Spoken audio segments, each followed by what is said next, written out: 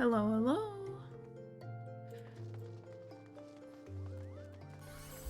Yeah, I just had to restart stream real quick because I think my authentication on my Twitch account ran out, so I couldn't connect to chat at all.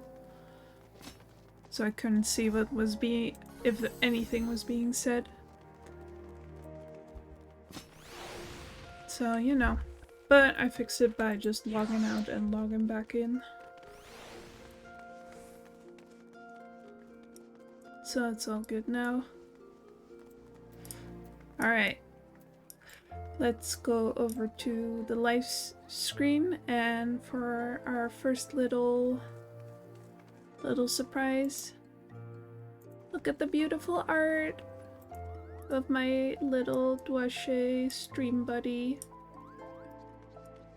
who's just gonna be hanging out in the corner of my screen from now on. Was made by my very talented sibling.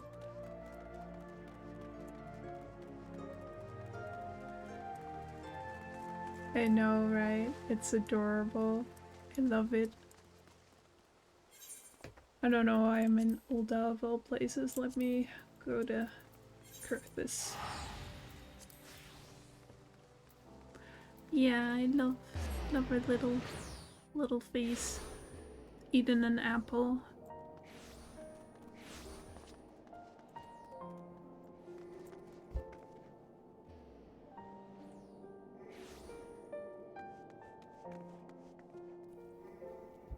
It's apple time. Alright, well, today, last time, we completely beat the Pope's ass. And today we're gonna see what's up with our little friend over here.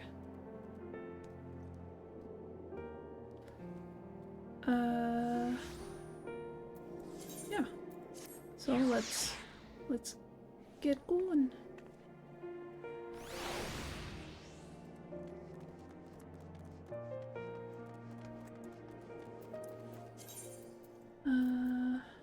Yeah, just going over to the last vigil.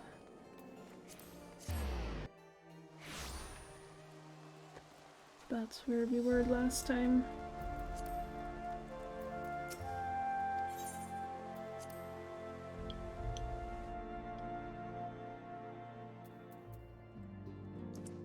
Elfinu.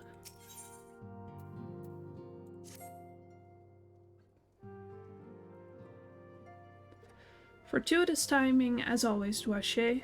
Tataru was about to brief me on the search for our missing comrades. If you would be so kind, then. Absolutely. You'll be pleased to hear that Rial and his men have been making excellent progress. You remember how Flamin helped me to escape the Crystal Braves in Limsa Lominsa, only to then disappear?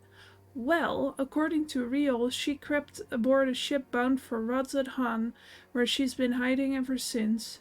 He assures me that it won't be long before we're reunited. As for Ida and Papalimo, the remains of their link pearls have been found, and in Pearl Lane of all places. Rial thinks they must have disposed of them after escaping the Royal Promenade. Yes, that would make sense. They could not risk being eavesdropped upon by our betrayers. We're all but certain they fled the city shortly after, though we still don't have a clue where they went. I see. And what of Thancred and Minfilia? I'm afraid I have nothing new to share about those two. But it's not all doom and gloom. The good news is we've enlisted the services of a Charlian scholar, one of the students of Baldesian, to aid in the search, who should be arriving any day now. One of the students, you say? I should very much like to meet this scholar, if time permits. But first we must attend to a more pressing matter. Sir Emmerich has summoned the two of us for a private audience. The messenger did not specify what he wished to discuss, only that it was urgent. Assuming you have no objections, Doishe, I suggest we proceed to the congregation forthwith. And mayhap we can meet with the scholar afterwards. Agreed? Okay. In that case, I think I'll return to the Forgotten Knight for now. Things are liable to fall apart if I'm gone too long, you know?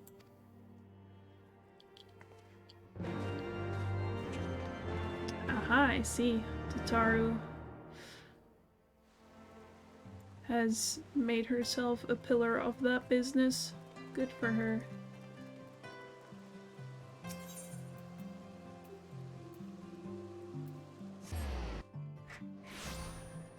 Our little businesswoman.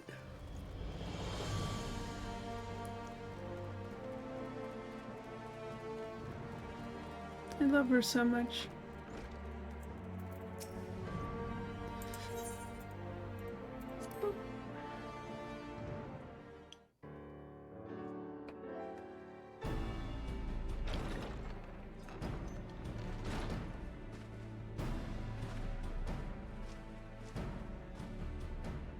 Thank you for coming. I wish to speak with you both in a place where privacy was assured. We quite understand. What was it that you wished to discuss?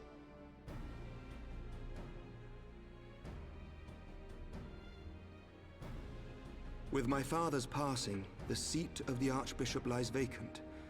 And so, in accordance with canon law, I have assumed his responsibilities. I should stress that this is a temporary measure. It was never intended that the Lord Commander of the Temple Knights serve in this capacity indefinitely. Quite the opposite. The statutes specify that I should surrender my powers as soon as a conclave of the senior clergy and the high houses have named a new archbishop. But in light of recent events, that would not seem appropriate. I confess I did not expect you to divulge quite so much quite so soon. The details of the Archbishop's plans, perhaps, but the true origin of the war and all it entails? I too had concerns. But when the Warrior of Light is witnessed returning to the capital upon the back of a dragon, one's options are rather limited. Mayhap I could have concealed certain details, but for how long? And at what risk? Should the truth have come to light in the meantime, how would the people have viewed my silence? After 1,000 years of lies and secrecy, I could not well abuse their trust and hope to be believed. The time for deception has passed. I only wish the people agreed. That some would deny the truth I had anticipated, but not this many. And among the few who acknowledged that my father had to be stopped, no small number question our methods.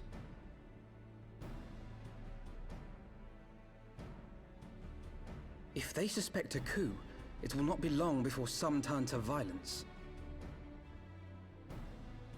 It has already begun, and that on both sides. Men and women of the cloth are being harassed in the streets. Some have even been assaulted in the Broom. Hilda and her people have formed a watch to help us maintain order, but such measures will not prevent the unrest from spreading.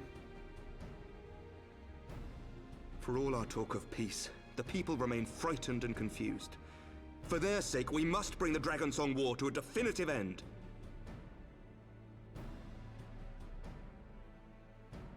And we should be glad to help you, Sir Emmerich. But what precisely would you have us do?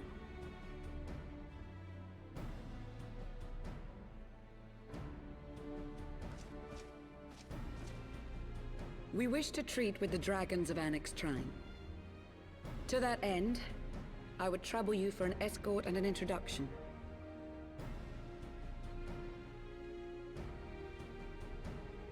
Annex Shrine? You would speak with Vidofnir then? We must needs open a dialogue between our peoples. Acting as my representative, Lucia will extend an invitation to their leader, that she might visit us here in Ishgard. Were she still with us, I would of course have beseeched Isel's assistance in this matter. But as she is not, I must ask that you aid us in her stead. Will you do us this favor?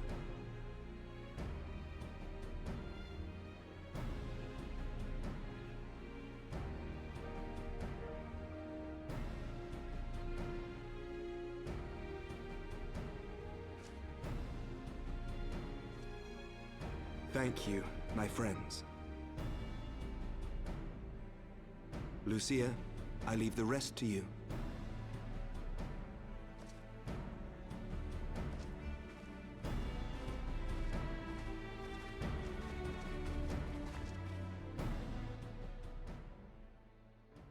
In the wake of the Archbishop's fall, the nation of Ishgard trembled, the faith of her people shaken to its very core.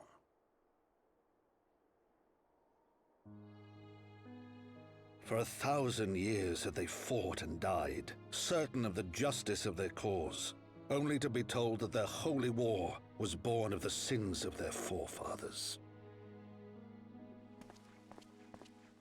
What then for those brave men and women, thus stripped of their righteousness but to despair, to deny the truth and decry its speakers?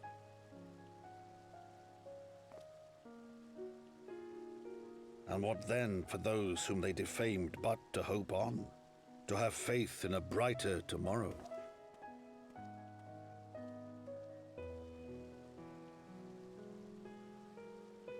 A tomorrow in which man and dragon might live together in harmony, then as distant as the very stars in the heavens.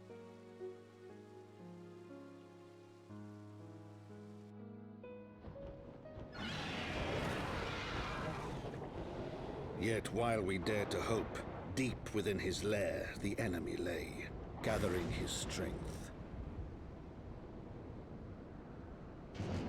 Nidhogg, now possessed of his 2 eyes and the body of the Azure Dragoon, prizes to which he had laid claim at the very hour of the hero's triumph.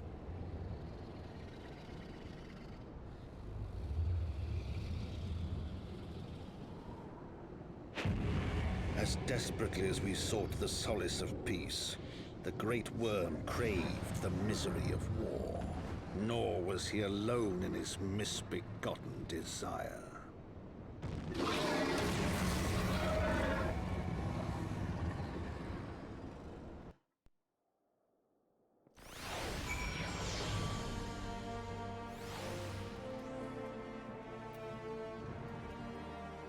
Ookie ookie. I know little of the lands these dragons call home, this Annex Shrine. Had you not agreed to escort me, the coming journey would seem a far more daunting prospect. I confess I myself once shuddered at the thought of it, yet even the longest journey begins with the very first step, does it not? Ah, but ere we start forth, Duache and I must needs inform our comrade of our plans. Very well, I shall see to my preparations.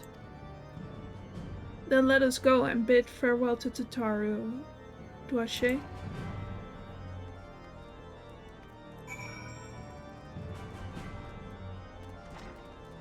Yahoo!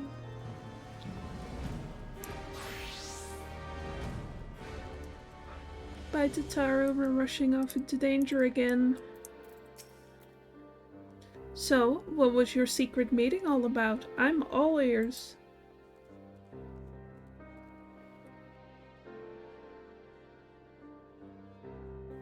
A diplomatic mission to Annex Shrine, you say? Well, I suppose that does take precedence. But should your meeting with Vidofnir happen to end early, you might consider rendezvousing with Y'shtola in Idilshire. She'll be there to receive our guest. Don't get me wrong, your meeting with the dragons is terribly important and everything, but the scholar just happens to be... Time permitting, as I said. We shall endeavor to join Y'shtola, but if we cannot, pray pass on our regards. Let us be off, Duache. We have kept the first commander waiting long enough.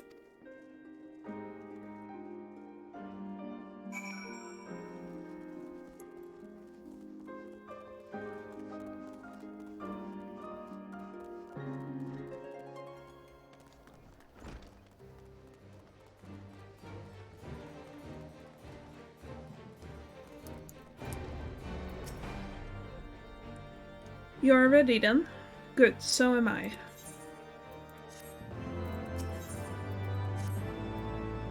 The path is long, but known to us. From Falcon's Nest we shall cross the western highlands and make for Tailfeather in the Dravanian forelands. There we can stop to rest and replenish our supplies. Questions? If not, then the stables await.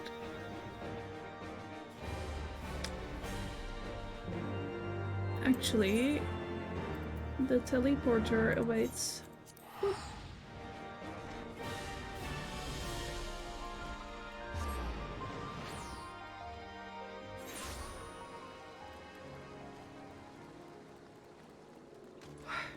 I don't understand why people are just walking around with massive spoiler mounts and spoiler outfits in these old ass areas. Please.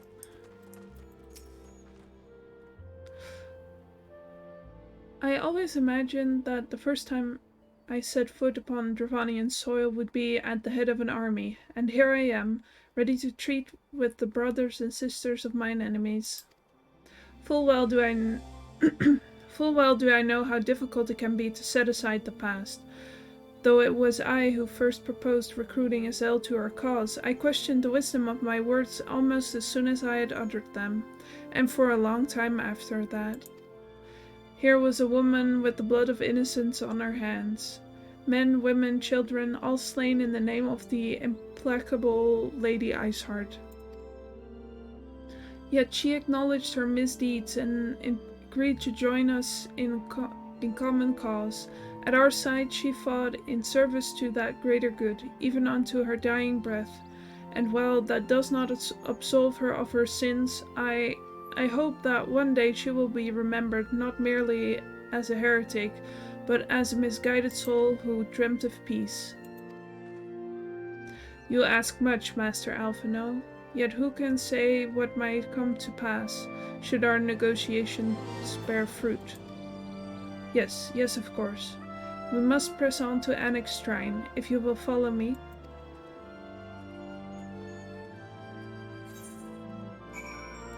Alfie! My son boy.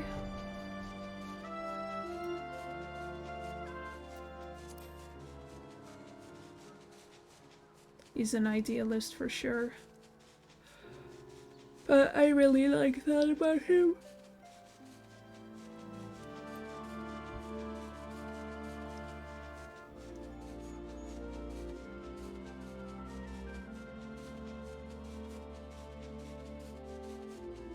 Oh. My tea is so good.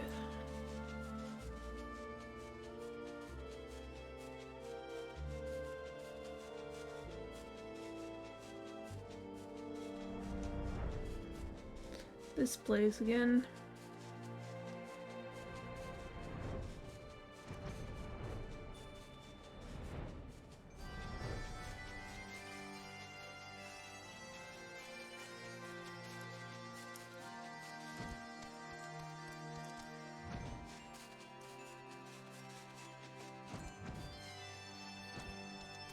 Get up near.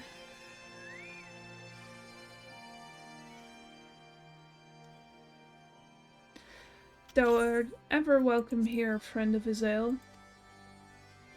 But this one I do not know.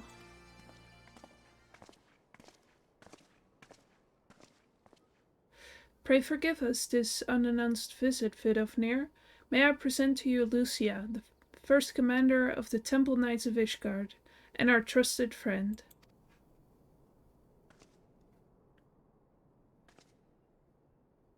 It is an honor to meet you, Vidofnir. I am come as an envoy of Sir Emmerich, Lord Commander of the Temple Knights and acting leader of the Holy See.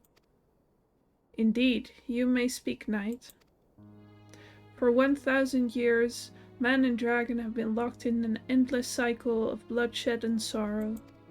To our shame, we long believed your kin to be the architects of this war, but now we know the truth, that King Thoradin and his Knights 12 did willfully betray and murder the great worm Ratatoskr, shattering the peace between our peoples. For 1,000 years our leaders conspired to conceal the truth, a truth which was at last laid bare by the Warrior of Light, the Azure Dragoon, and Izel. Alas, a deception so intricately wrought cannot be undone in a moment, and our people labor to accept the truth. After an eternity of war, who would dare to dream that peace could at last be within our grasp? Yet dream we must, as Izel once did, and we must make that dream a reality, as she could not. We humbly beseech you, Vidofnir, join hands with us in friendship once more, before the eyes of my people in Ishgard. A most unexpected invitation. I have heard your request, knight. However, I cannot give you mine answer. May I ask why?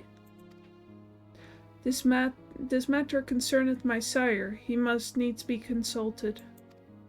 Moreover, the Nath grow bold, even as they did before, and I would not leave my people at the mercy of the swarm. Then we will wait.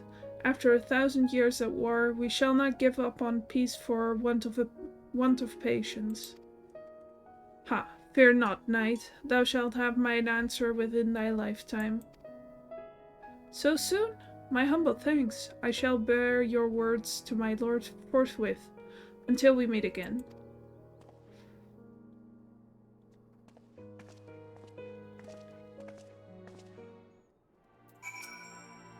I like her. Pet, pet.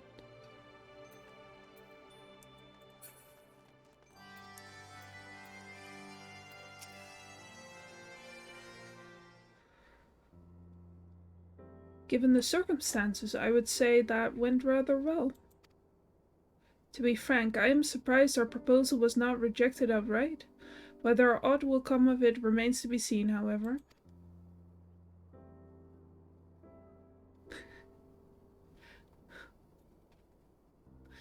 Mayhap I should take this opportunity to speak with some of the other dragons. But you need not wait for me. The return journey holds no fear for me now. Well, if you have no further need of our services, we shall continue on to Sharlayan. We hope to welcome a scholar who has agreed to aid us in the search for our missing comrades. Then I pray your journey is as swift and uneventful as ours was, and thank you again for sparing the time to assist us, even when such grave matters remain unresolved. I can think of no graver matter than a 1,000-year war, one which our friends gave their lives to see ended. Suffice it to say, I would willingly make 1,000 such journeys to ensure that their sacrifice was not in vain. Of that I have no doubt, Master Alphino. I only hope the fates will not hold you to your word.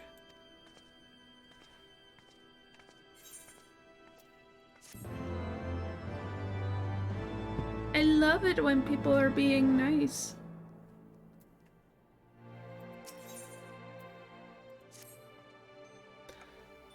So, it would seem we have time to greet the scholar after all. How delightful. I shall be interested to hear how she means to go about finding Minfilia and Thancred. I can only assume she is privy to some new investigative technique. In any event, our first order of business is to rendezvous with Yustola in Edilshire. Yahoo!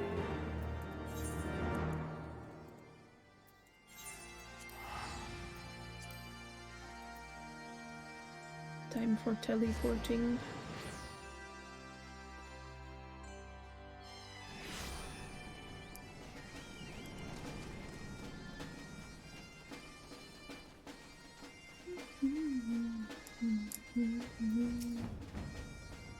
Ah, Dwashe, 'tis good to see you. I confess I had assumed your business in Annex Trime would detain you longer. Did your meeting with Vidofnir go well? As well as can be expected. She must discuss Sir Emmerich's proposal with Reisvalger, of course, but she seemed amenable to the suggestion. What of our Sharlayan guest? Has she arrived yet? She has, but when I explained that you would be joining us, she asked if she might use the intervening time to explore. I agreed to meet her outside on the front bridge. We should be on our way.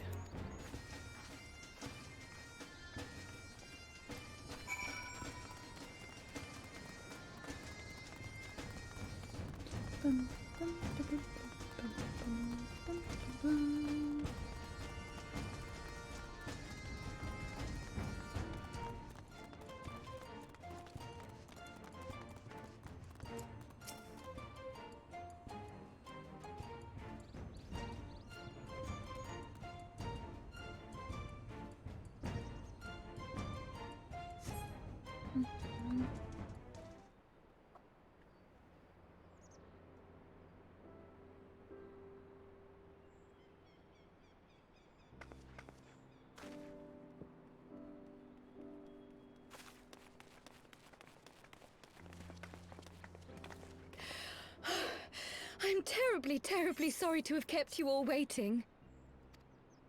You need not apologize. We arrived but a moment ago ourselves.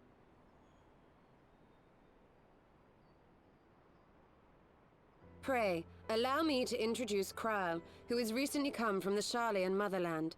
She has generously offered to assist us. Oh, please, think nothing of it.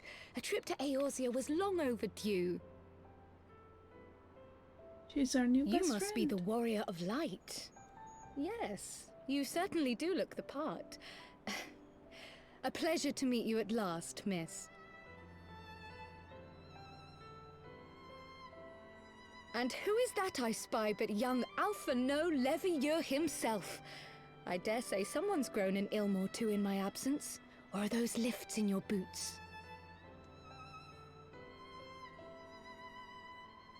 We, Miss Kryle and I met at the Studium years ago. I shall forever be indebted to her for her sage guidance.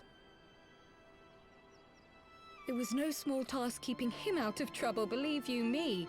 The youngest ever to enter the Studium, him and his sister, 11-year-old prodigies. Suffice it to say, social graces were not among his list of talents. Striding up to his seniors on his first day, head held high. What was it he said again? Thank you, Kryle.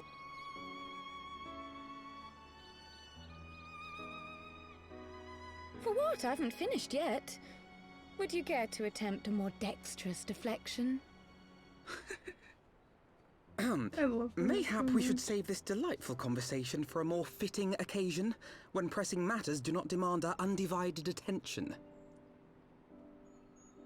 A bit much, but better. I can tell you have been putting your skills to use here in Eorzea. Henceforth, I trust you will dazzle me with your eloquence at the first time of asking.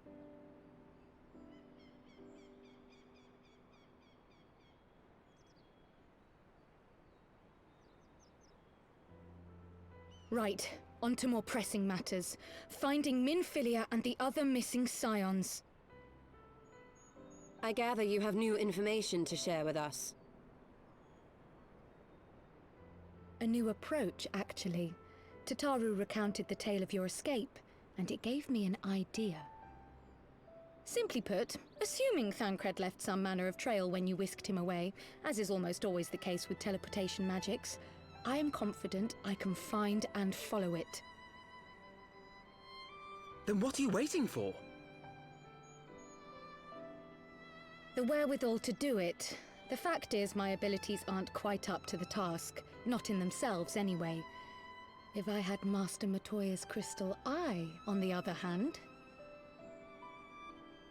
Then let us all call on her forthwith. I think it best that you explain your plan to her in person.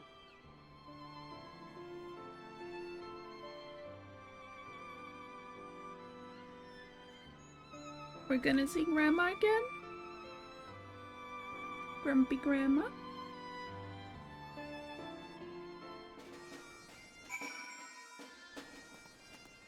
Fuck yeah, I love it.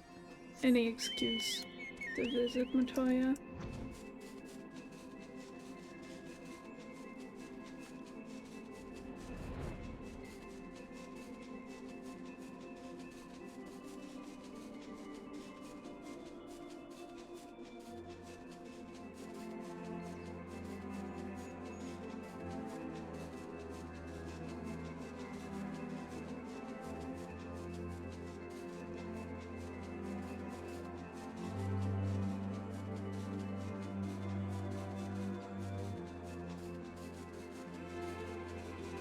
So yeah, Kryle is our Charlian contact.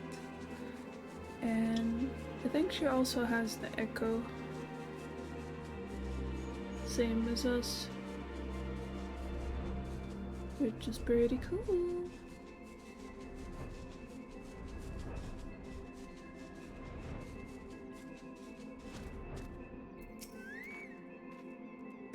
You did say we were headed for a cave, did you not?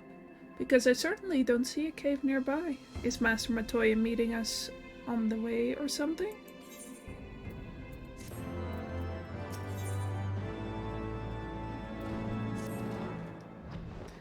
I have heard many stories of Master Matoya, some quite flattering, others less so. Rest assured they are all true. This way, and have a care where you tread.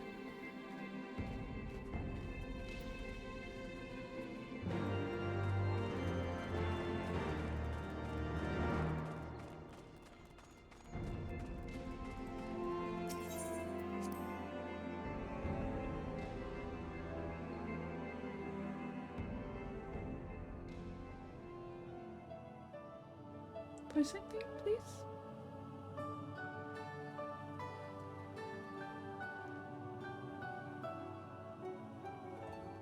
Oh. Is that trouble I smell? Or did you forget to wipe your boots on the way in? Forgive us, Master Matoya. We will be sure to wipe them on the way out. And may I say how glad I am that age has not yet deprived you of your senses. Ever so quick-witted, aren't we? To the detriment of your manners. Well, out with it then. What do you want?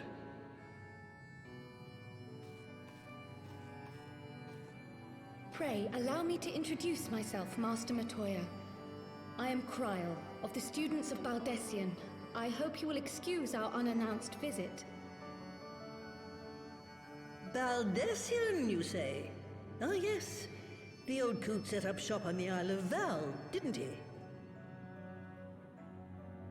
Regrettably, our order's headquarters and the Isle itself were obliterated by a magic of immense power. I have the blessing of light to thank for my own preservation. Kryle, you too possess the echo. Well, yes, of course I do. Our order is devoted to uncovering the mysteries of Hydaelyn and interpreting her will, particularly through the study of her gift to us. It was in the course of these studies that I met and subsequently befriended Minfilia. She and I have rather a lot in common. I had no idea. You weren't supposed to. Not that I wanted to deceive you, you understand, but precautions had to be taken. Yes, yes, that's all well and good, but you still haven't told me why you're here. The students of Baldessian are gone, and there is naught I can do to change that. But the signs of the Seventh Dawn can yet be restored, and my dear friend found. You have in your possession an ancient crystal of light, one you call your crystal eye. I believe I can use it to focus my abilities and locate one of the missing scions. And there I was, thinking you might want to make use of my years of experience. Oh, wait here.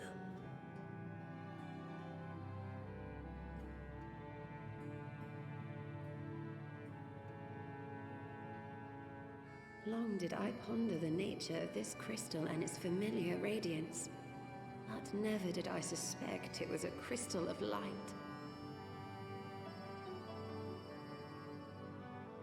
On the cusp of an umbral calamity, souls blessed with the power of the Echo invariably appear. To aid these, her chosen warriors, Hydaelyn bequeaths to each a slither of her strength in the form of a crystal of light. But as her strength wanes, so too does the potency of her gifts.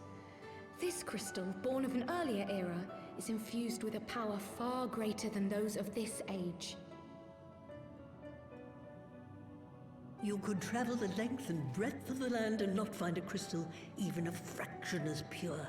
Its value is beyond measure, as are the risks inherent in its use. No two manifestations of the Echo are alike. I, for example, can converse with beings of every shape and size, excepting beasts, contrary to what others would have you believe. Language has nothing to do with it, of course. Rather, I am sensitive to the whispers of the soul. Their intent, their very essence even, the traces of which serve to guide the elementals to Y'shtola. Far-fetched though it may sound, I believe that with your crystal eye, I may be able to pick up where they left off and follow the remaining trail to Thancred. That is, if I have your permission.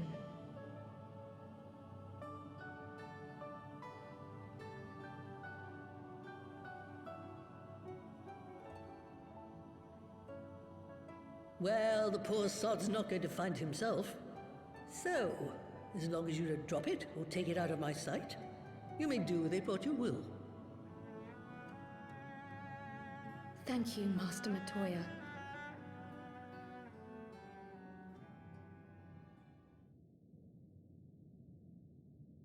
Then let us begin.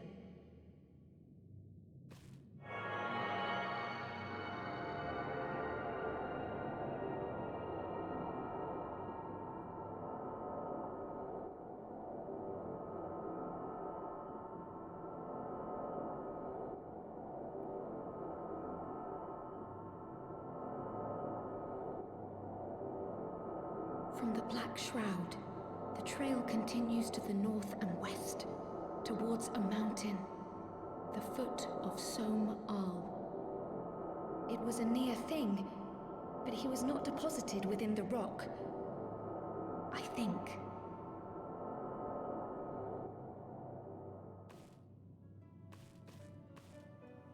The hunters of Tailfeather know those lands well. I say we begin our search there.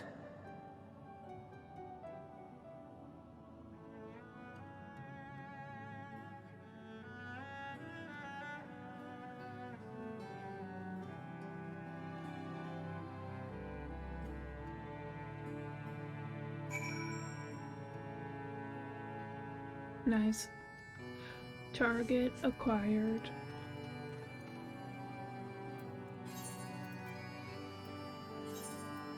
Teleport initiated.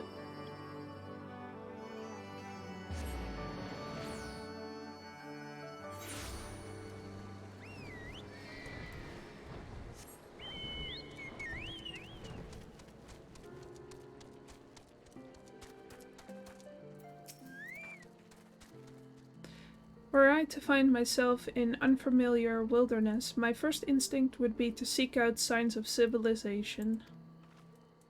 Ordinarily, perhaps, but in his wounded state, he may not have wished to risk contact with strangers of unknown allegiance. Yet even had Thancred chosen to remain in the forest, the hunters would surely have stumbled across his trail. Tailfeather doesn't strike me as an isolated outpost, though. Merchants and traders pass through reasonably regularly, do they not? In which case, we'll need to provide a more detailed description when we question the locals. Fear not, Kral. I have already prepared several sketches of Thancred for that very purpose.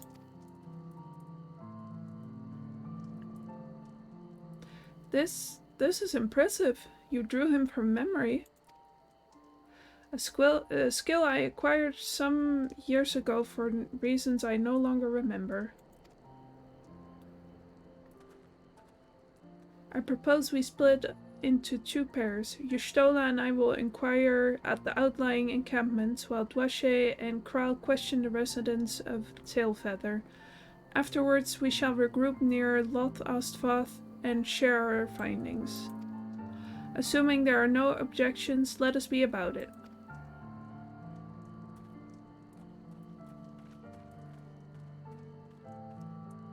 My, he certainly has matured, hasn't he? Hard to imagine he was once a boy who practiced drawing for hours to impress young ladies. Anyway, we had best get started. Find me when you've finished making your rounds.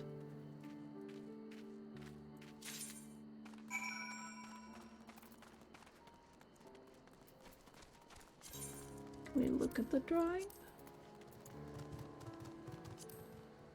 Nope.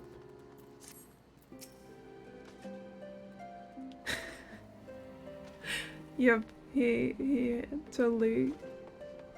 That's such a teenage boy thing to do. Teenage anything. Searching for a friend of yours? Let's have a look then.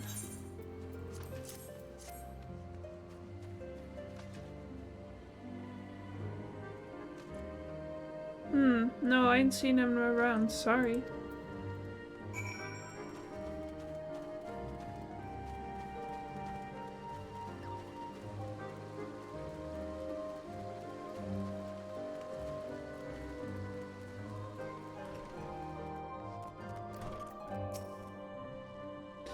What's that you got there? A sketch?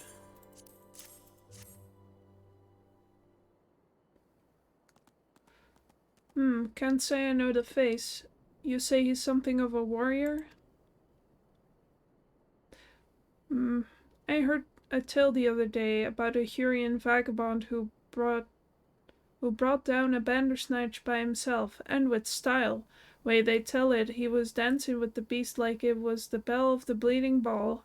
Sound like your man? A little bit.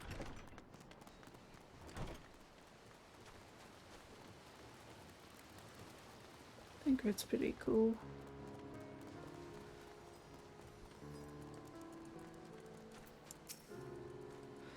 A Hurrian man?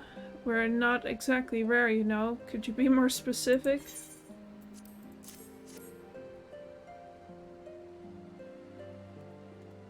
Yeah, Hur is basically human. I did spy this one bloke a while back. Didn't get a good look at his face, but it could have been him. This was beyond the forest, as I recall, along the river to the west of Tailfeather. I remember thinking he wasn't much of a hunter. The lad was making no effort to cover his tracks, see? That, and he was carrying an axe instead of a bow.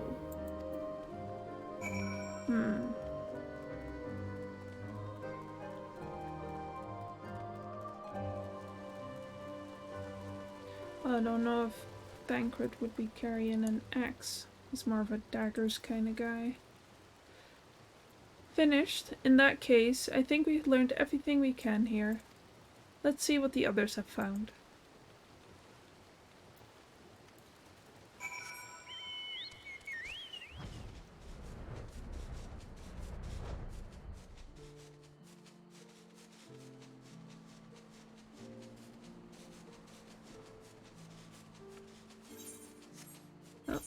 That's the wrong button. Where's my map? There we go. Whee!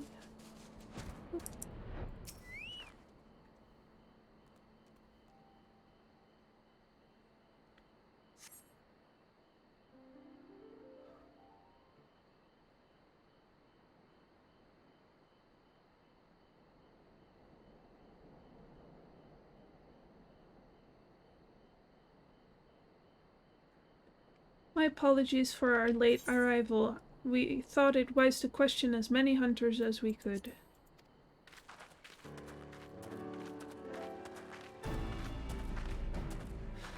Many have made camp in inaccessible locations, ideal for hunting game, not so receiving visitors.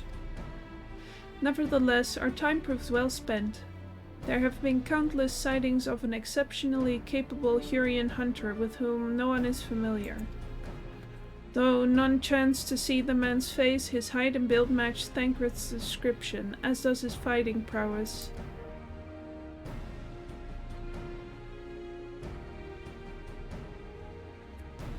So you've heard the same tales. Be that as it may, we yet want for conclusive proof. Mayhap this is unrelated, but I heard a curious tale regarding a vast trader. He came to Tailfeather in search of garments fit for a man of refinement, which seemed a rather curious description for one of its kind. You are implying that Tancred sent Avath to market in his stead? Why would he not go himself? Well, if you recall, you yourself emerged from the live stream as naked as your name day. It is a scene I shall never forget. Is it now? Well, I was pleased to see you. I mean, it was a simple statement of fact. It stands to reason that Tancred found himself in the same predicament.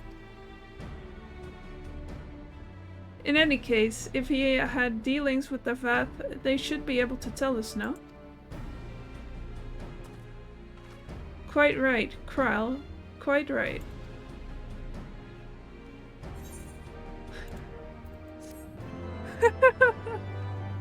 Albano, you need to know when to keep your mouth shut. Silly. Well, what are we waiting for? For all we know, Tancred could be waiting for us in Lost Alfath. We must go and see the path right away. Come along, everyone. Come along.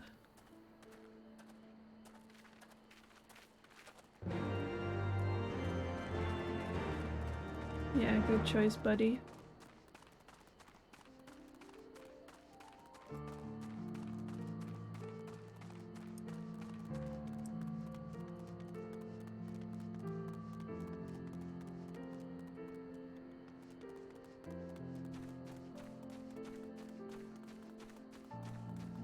Hello, our buggy friends.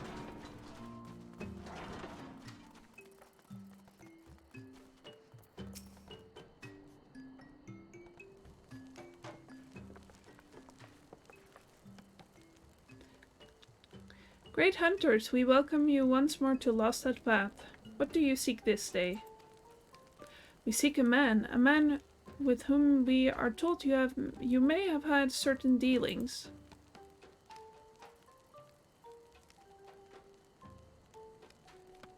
How curious! The hunters tire of godly sports and pursue mortal prey? No, he is not prey, but a friend long missing. Good. He is a friend to the Vath as well, one with whom we have traded many times. Truly, and you are quite certain it was this man? There is no doubt. The fleshling clothes and skins came to us from Somal, lost and weak. He offered meat and hides in trade, and in exchange we tended to his wounds. He brought us much flesh, so skilled a hunter he was, much flesh. When he asked for garments, we were glad to provide them. And where is he now? Gone to Lost at Nat. Not long ago, when he heard the One Mind had summoned our god once more. Ravana is returned. Vidofnir did say that the Nat had grown as before, but what could Tancred hope to accomplish by himself? Honored Elder, we thank you for your help. Would that we could repay this kindness ere we depart, but we must hasten to our comrade's side. Go, great hunters, lest the Nat claim him as a sacrifice. Yeah. We'll save our boy.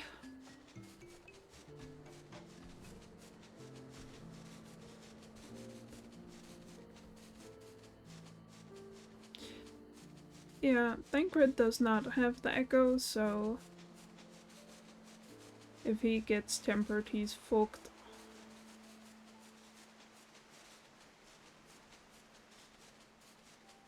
What were you thinking?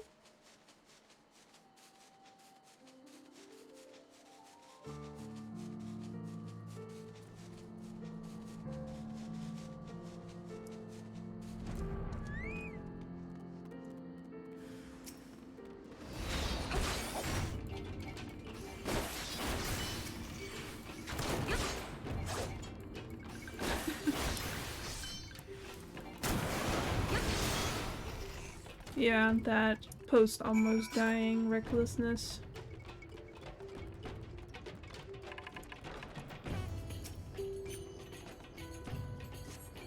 Ooh, here we go. One of my favorite cutscenes. Coming up.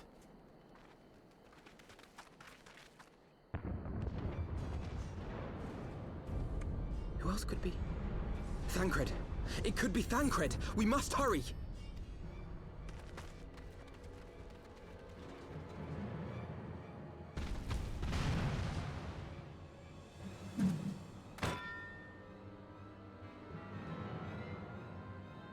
Yeah, I remember that guy from the Stinger.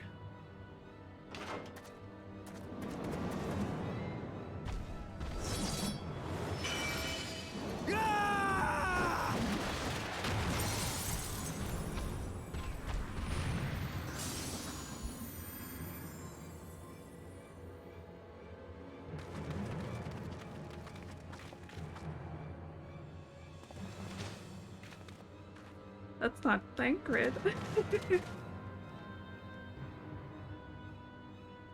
That's someone else, but he is a hero. To be fair.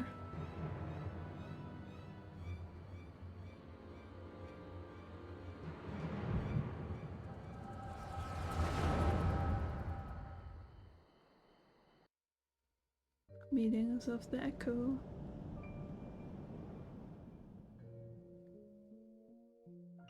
This day, we reclaim the reins of history. This day, we rid ourselves of the Ascians forever! Hell yeah. Fools playing at heroes, all of you. Is this how you believe you can save your world? We can and we will, Ascian. You shall see. Or perhaps you will not!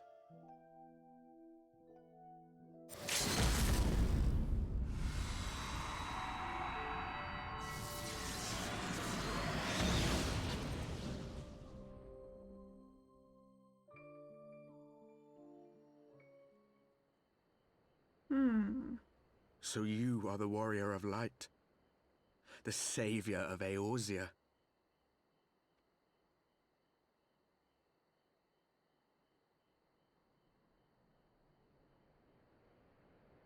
It's a wonder you didn't come sooner, what with the primal and all.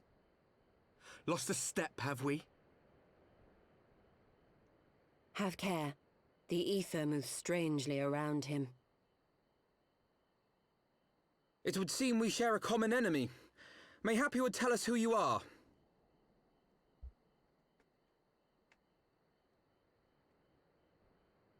Shall we show them?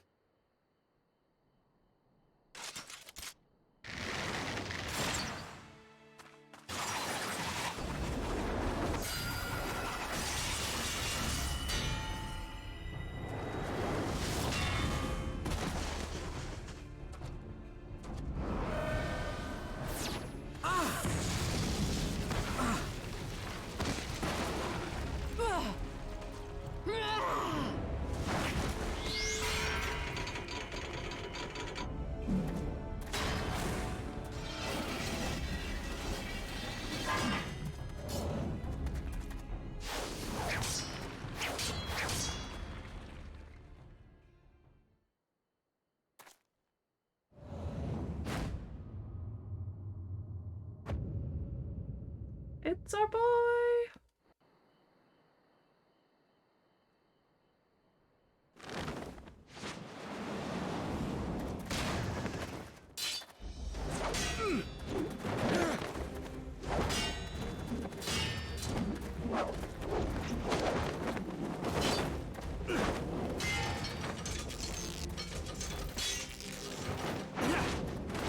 Yeah, hell yeah.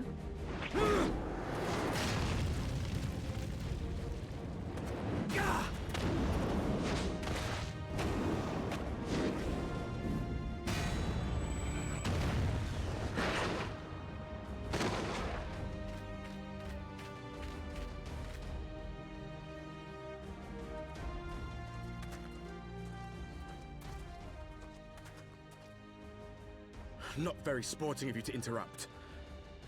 But so be it.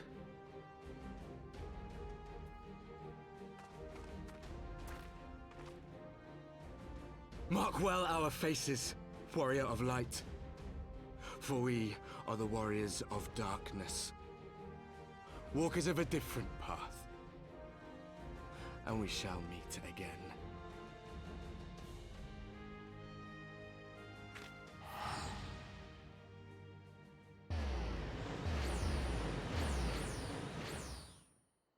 Yeah, run away, binge. You scared. Warriors of Darkness? Really?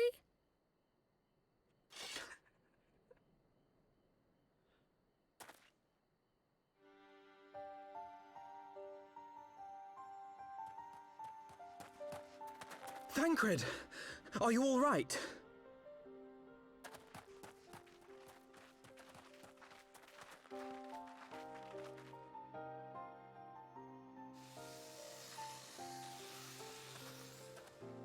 Pleasantries can We're the wait. bad guys. I'd rather not be here when the Nath arrive. Agreed?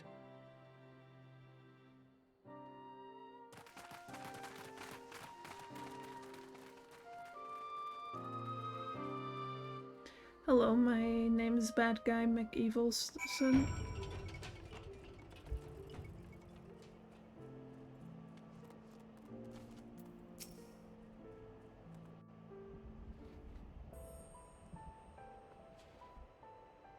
Suffice it to say, our reunion was not at all as I pictured it. Waiting until the last instant to join the fray. 'Tis plain you have not lost your appetite for the dramatic. My appetite for the dramatic? Have you forgotten the circumstances of our parting?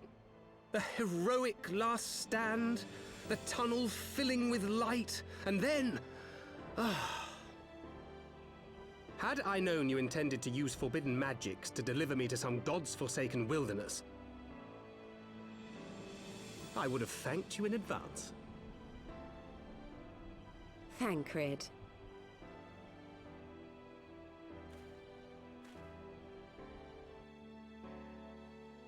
If nothing else, you might have warned me that I would emerge from the live stream in the all together. I love this so much. Eventually, I managed to fashion knives from some obsidian I found, and set about hunting for meat and hides. Given that I'm not all that skilled in leatherworking, it's probably for the best that I met the Vath before I was reunited with you. Little squirrels.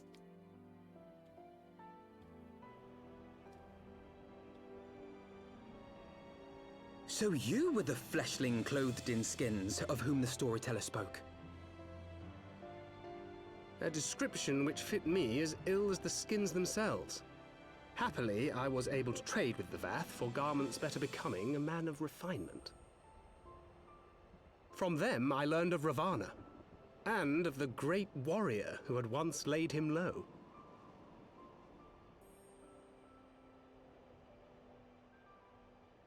And thence did you conclude that were you to track the Primal's movements, it would surely bring you into contact with the Scions once more. It seemed a reasonable assumption. I could think of no one else with your enthusiasm for slaying beastmen gods. Until now, that is. Ah, yes. The self-proclaimed warriors of darkness. 'Tis only fitting that they stand in opposition to the warrior of light, I suppose. I glimpsed the leaders past, if only for a moment. They were confronting a man in black. An Ascian, I think.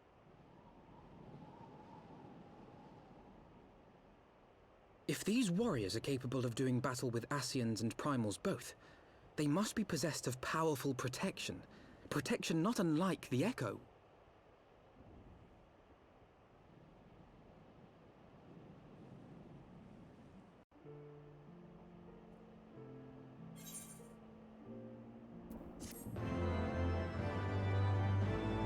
Well, they did, like, grab at their head the same way we always do when we have an echo vision.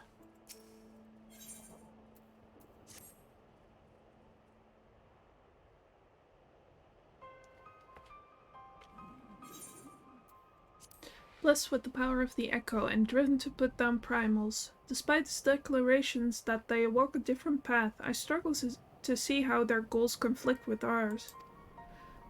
Nor is that the only oddity. I find it passing strange that such exceptional individuals should have wholly escaped our notice until now. Surely we would have heard rumors and attempted to recruit them to our cause. I recall no such adventurers, and I would not soon forget their like, nor would any of us, I think. One of our primary duties was to scour the city-states for promising candidates, which is how I found Washe. Ah, the memories. It seems like only yesterday that you slew your first primal. Speaking of which, I had the distinct impression that was not the first time that band of merry men and women had killed a god. I labor to believe that a band of preternaturally gifted adventurers has been traveling the land, slaying primals without our knowledge. It would simply imply gross negligence on our part. Speculation will avail us not. There is far too much we do not know. For the present, we must needs concentrate on what we do know, namely that Lord Ravana is no more. Vidofnir must be informed. The news may render her more receptive to Sir Emmerich's invitation. Since you seem to have affairs here well in hand, I shall take my leave. Simply being in the vicinity of this colony is giving me a stinking headache. If you have need of me, I shall be with Master Matoya. I would beg her assistance with the search for Minfilia. Wait, Minfilia's missing? I thought she escaped with Dwashe. I shall explain on the road. Much has happened in your absence.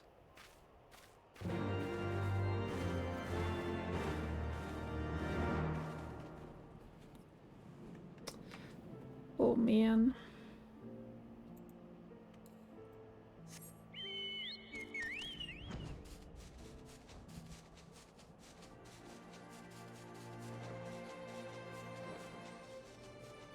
Yeah, Thancred is pretty much like Minfilia's adoptive older brother / dad.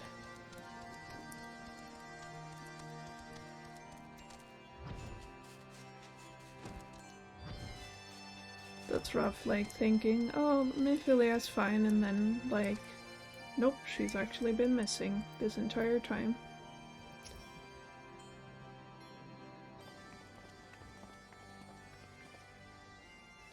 I had not thought to see thee again so soon, mortal. If thou seekest the night, know that she had long since departed for Ishgard.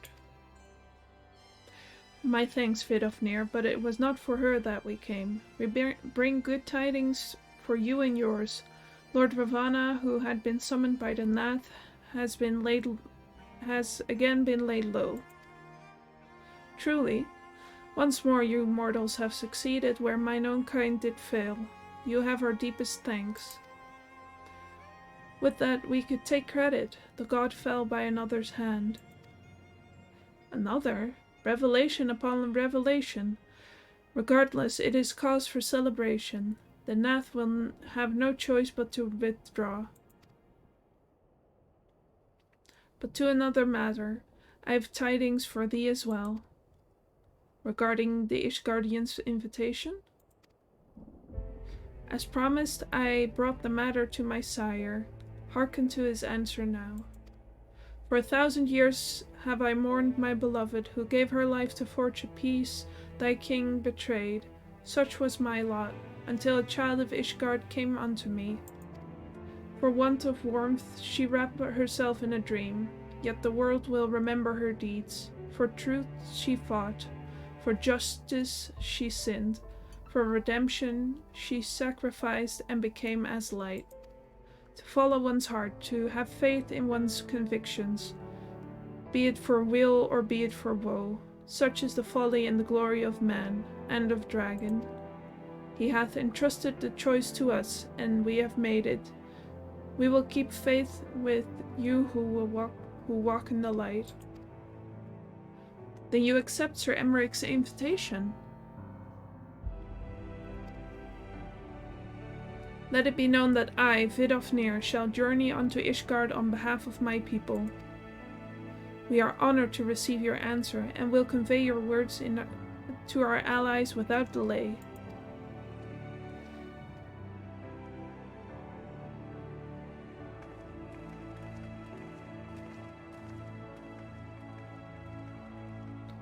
It is happening, Izel. Would that you were here to see it.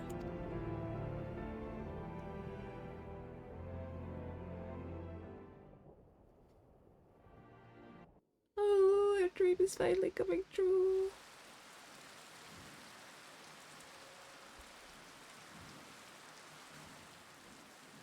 Even as the Scions celebrated the return of a long-lost friend, honorable men plotted to deprive them of another.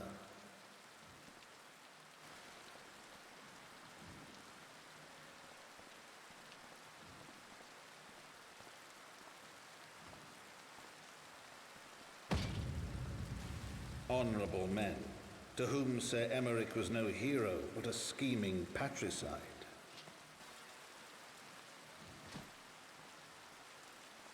Nice armor, dipshit.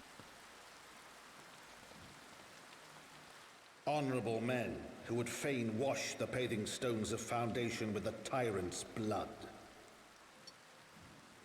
Honorable men whose knife in the dark was the spark which set the city aflame, and who sang as it burned. Yeah, come on now. Have him at least be like in casual clothes.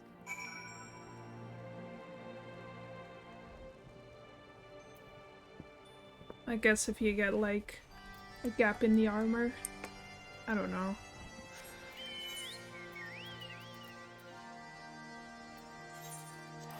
It's a little silly.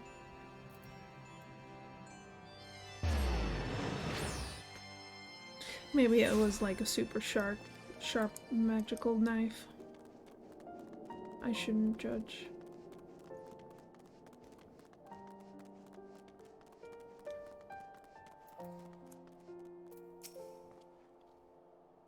Right, let us not keep Sir Emeric waiting. Are you quite well, Thancred? Yes, quite well. Forgive me. You have given me rather a lot to digest. This whole affair with the Ishgardians and the Dravanians, and our friends nowhere to be found. 'Twould seem there is no end to our troubles. We can but face them head on, one at a time. For now we must apply ourselves to our allotted tasks and leave the others to theirs. Remember, Thancred, we found you, as they found me. In time we will find Ida and Papolimo and Minfilia as well.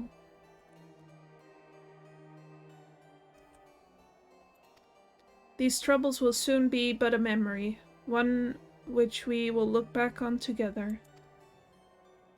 Pray do not misunderstand. I did not mean to imply that it would be otherwise. I merely wish I had rejoined our grand adventure at one of its more triumphal moments. Despite your recent accomplishments, the mood here is less than celebratory.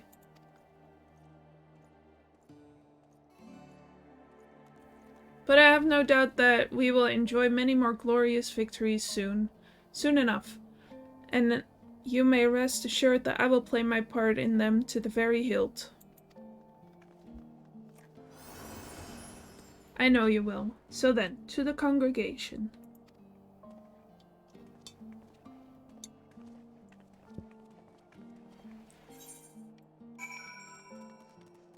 Yahoo! Run, run, run.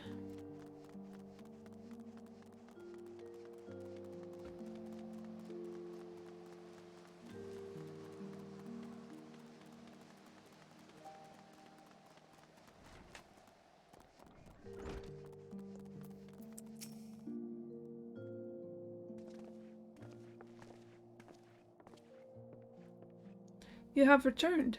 In this, at least, the fates are kind. Greetings, First Commander. It pleases me to inform you that Vidofnir has accepted Sir Emeric's invitation. She has? These are glad tidings indeed.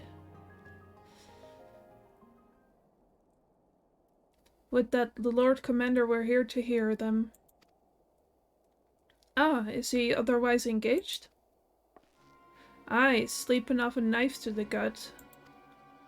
What? What happened? Will he live? The chirurgeons tell me he will make a full recovery, but had Lord Edmund and Lord Artoirel not been on hand when the assassin struck, he would not have been so fortunate.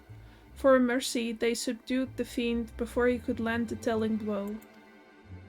The attack was just the beginning, though. Not long after, buildings all around the city, including several of ours, burst into flame. Bastards caught us completely by surprise. We've been dousing the fires, but for everyone we put out, it seems like 2 more start up. Casualties are mounting, especially in the Broom. Tis plain these fires were started by the assassin's conspirators. Until they have been rounded up, there will be no end to this.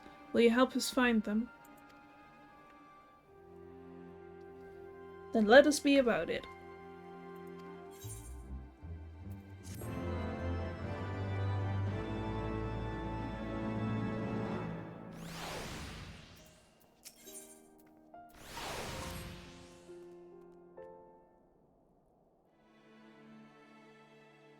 The flames are spreading. We must needs begin our investigation immediately. Witnesses must be found. Suspects must be identified. Have you been able to determine the precise locations where the fires were set? Mayhap there is a pattern. If there is, we have yet to discern it. Fires have been reported throughout the city, both in the pillars and foundation. Indeed, given the size of the area affected, I think it best to divide our forces. Master Alphino and Mistress Y'shtola, I would have you take charge of the investigation in Foundation. As you wish. Mayhap Tataru can be of assistance as well. Meaning Dwache and me get the pillars. Oh, they'll like me up there. Only question is, will the grizzled old rogue striking a pose over there be joining us? Thancred, of the Scions of the Seventh Dawn, and may I say what a pleasure it is to meet you too, my lady? I'll bet. The name's Hilda. A scion, eh?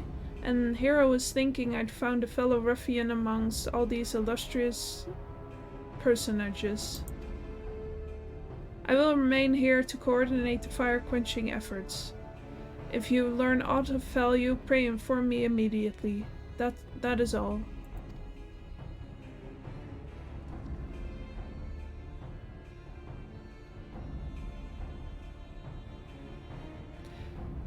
Well, we could begin by sifting through charred rubble and questioning random passers-by. In my experience, every town has at least one individual who can be counted on to know things he or she should not.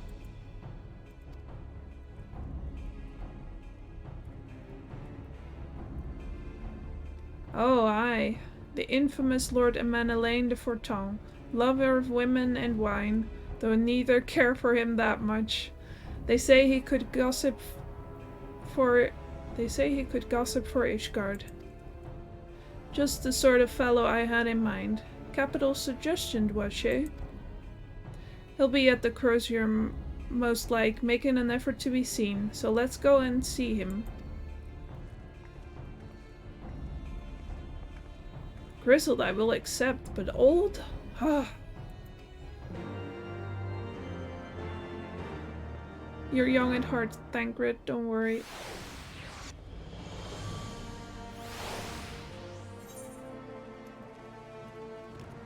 I think he's young in general. I think he's like in his 30s or something. I don't remember.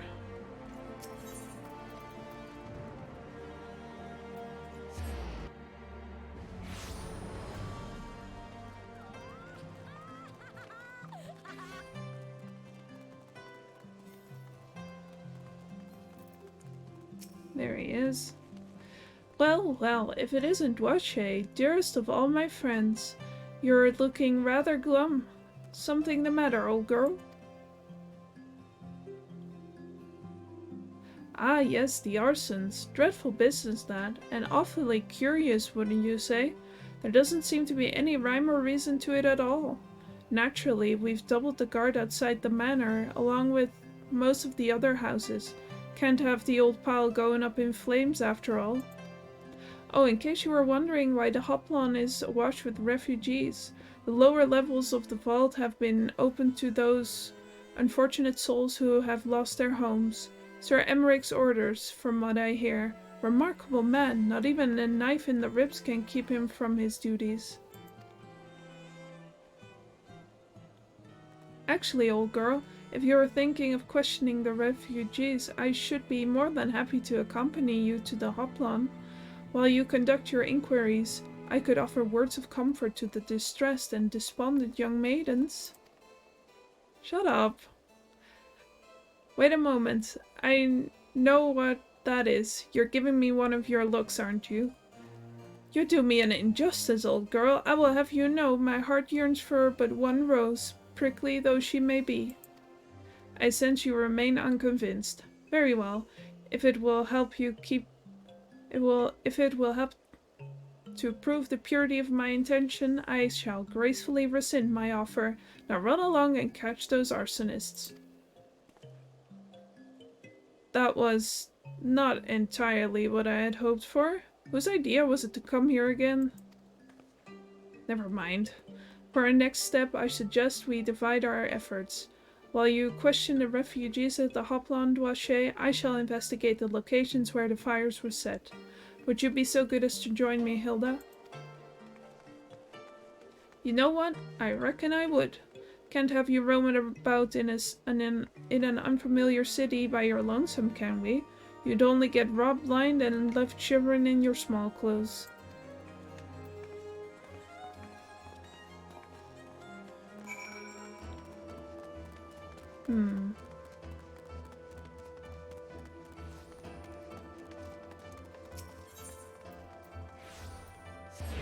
Somehow I doubt that would happen. But what do I know? He's already been naked once this expansion. Don't let him get naked again.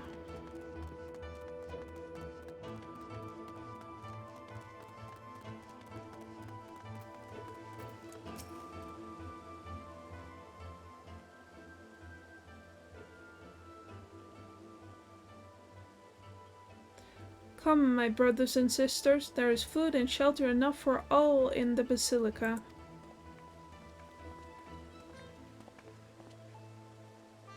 Alonen's blessings be upon you, Father. I confess we were not sure if we should come. There are so many unbelievable tales these days about the Archbishop and Sir Emmerich and the Dravanians. Trust in your heart, brother, and pay no heed to the lies of lesser men. They only seek to lead you astray. Do you require succor as well, miss?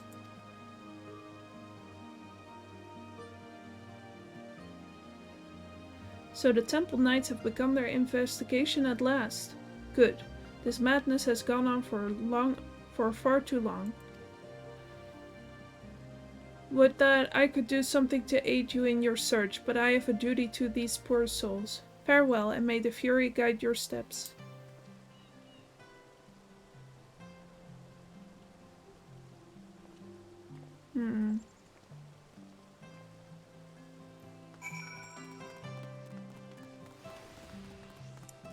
Ah.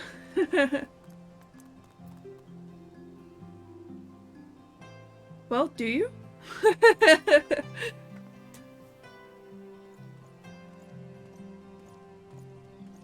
There was a man with a satchel. I saw him kneeling outside the window, and then there was smoke everywhere, and it was so hot, and I couldn't breathe. I don't remember how I made it out. I suppose I must have climbed. Maybe my arm's getting better after all?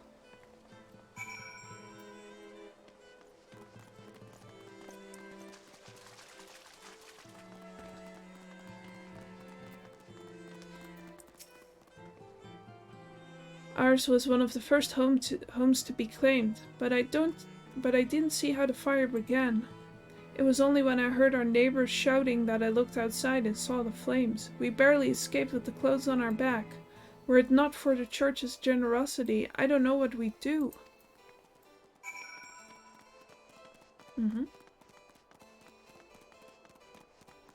Tancred!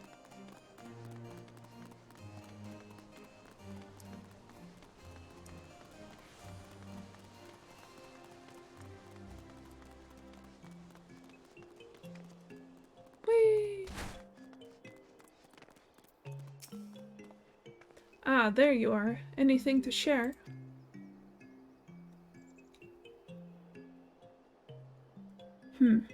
We will require more than the muddled testimony of a traumatized girl if we are to identify the culprits.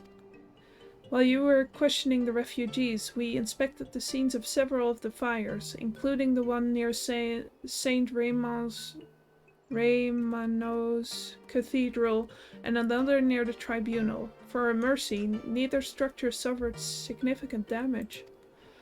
Some might say they were spared by the grace of the Fury. Others might question how such ruthlessly efficient arsonists contrived to fail so miserably on the 2 occasions when their target was a bastion of Ishgardian orthodoxy.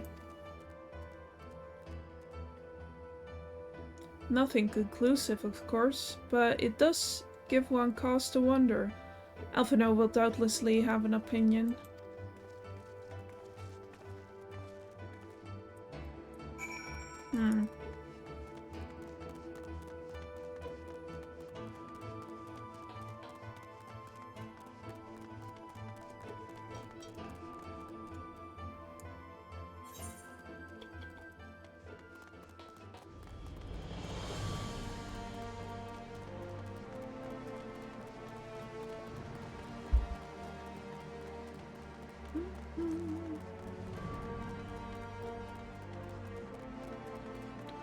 Why am I just running around? What happened to me?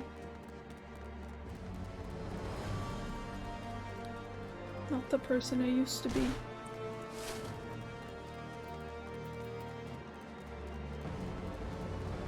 Oh, you beat someone up?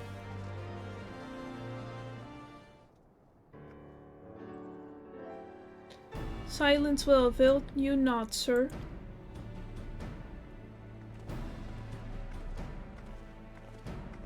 Ah, Dwache. I was just about to summon you. As you can see, we have detained the suspect.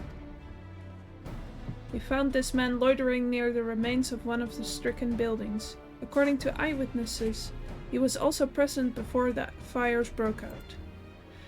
We wished to have words. He did not, so we insisted. Let me go, damn it. You've got the wrong man.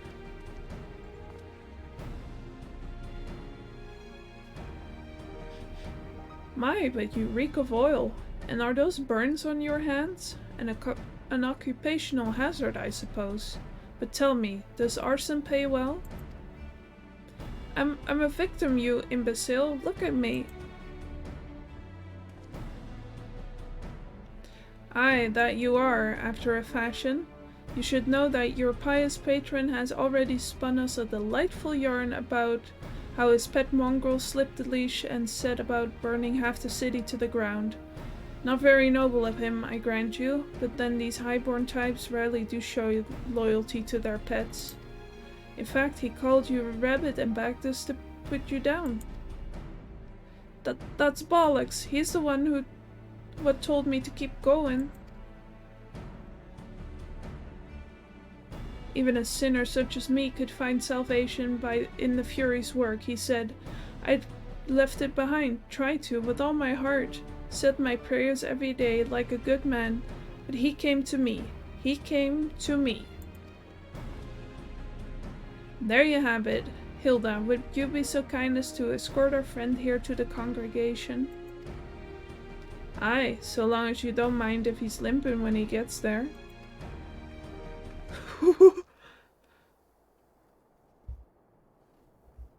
That was incredible, Thancred, but how did you know he would confess? Well, I've seen his like before, a troubled soul manipulated by men of power and wielded as a weapon. I could not be certain, of course, but given this... Oh. Given the stakes, I thought it worth the risk. And if our captive had called your bluff? Must we entertain hypotheticals? The world is vexing enough. Thank you, Thancred. Whether by luck or judgment, we have at last confirmed that these arsons were orchestrated by a person or persons of influence. I think it best that we now return to the congregation and discuss how best to proceed.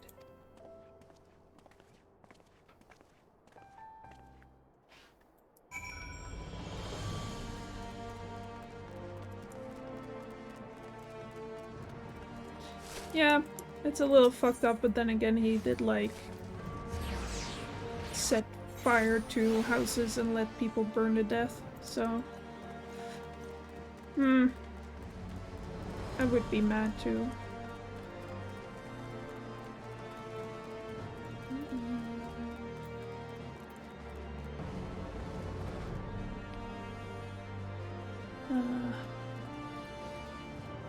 Oh yeah.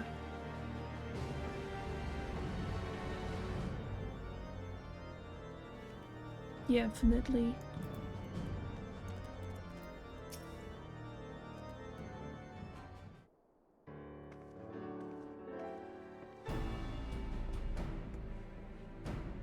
On behalf of the Holy See of Ishgard, I thank you all.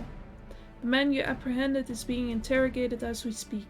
Though he fell silent upon realizing we had not turned his master, he will soon tell us what he knows, one way or another.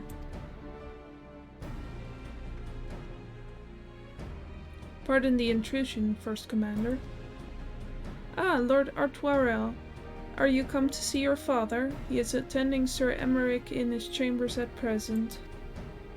I am. He bid me bring this salve. Then do not let me detain you, and thank you for your kindness, my lord.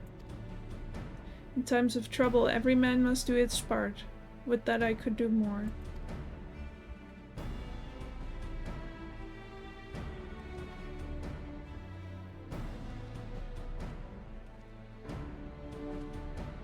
My lord Artoirel did not seem to be in the best of spirits. 'Tis little wonder, Master Alphino. His father is widely slandered, and his half-brother not yet cold in the grave. Yikes.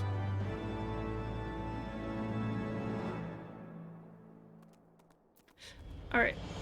It is time for a little breaky break. I will be right back. And we will continue with more story. Yahoo!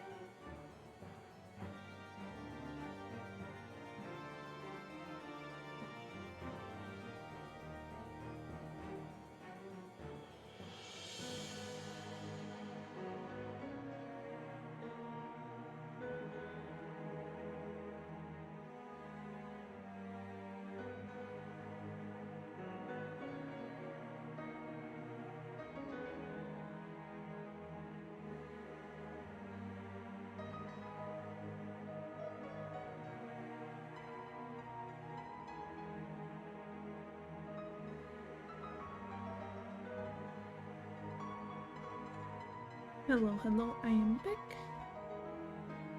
I hope your chips are delicious. What kind do you have?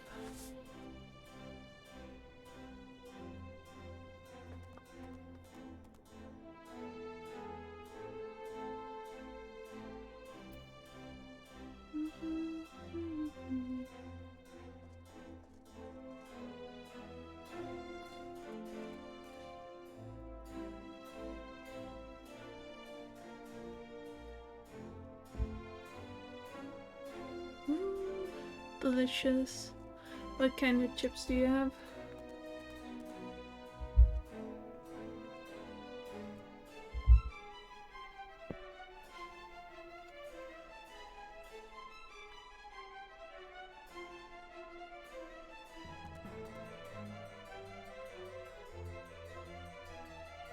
Hell yeah.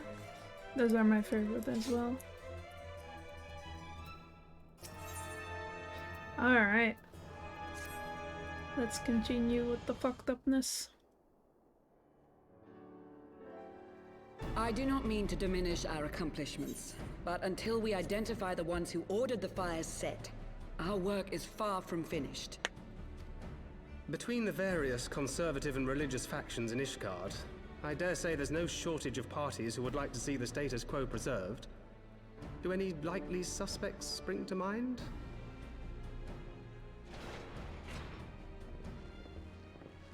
Far too many to count. Lord Commander, your wounds. Are healing well. Thank you. Time is of the essence. Lest we forget, these men would sooner put their own city to the torch than see it change. When our enemies learn that we have apprehended their arsonist, there is no telling how they will react.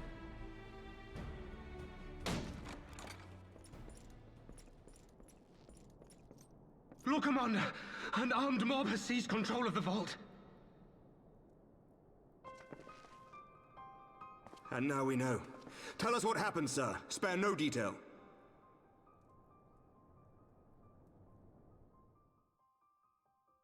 We were directing refugees into the Basilica, as you ordered, when all of a sudden, men brandishing weapons were all around us. It happened so fast, my lord. We had no time to respond. They've taken the refugees hostage and barricaded themselves inside the vault. And they sent you to deliver their demands. They, the true brothers of the faith, demand that a conclave to select the next archbishop be held forthwith. Furthermore, they declare that you, Lord Commander, are guilty of patricide and high treason, and that you must surrender yourself at once to receive of the Fury's judgment.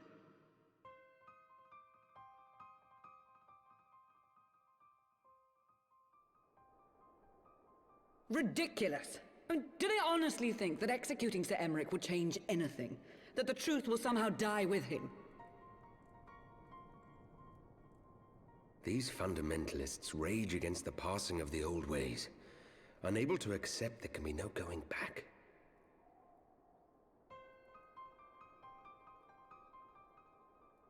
Given the fanciful nature of their demands, a peaceful resolution does not seem likely. If the hostages are to be rescued, it will be by force, I fear. Agreed. Lucia, take a contingent of knights and establish a perimeter outside the entrance. At once, Lord Commander. Hilda, I need your people out in force throughout the Broom. When word spreads of the situation, the friends and family of the hostages may try to take matters into their own hands. I will not give these militants more targets.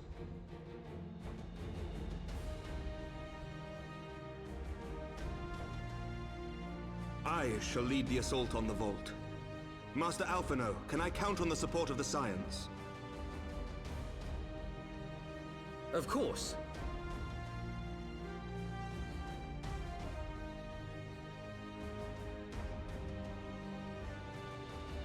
We are in your debt. I shall join you as well, Lord Commander.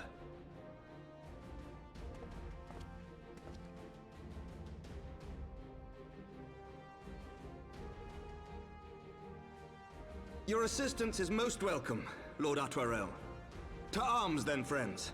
Time is against us.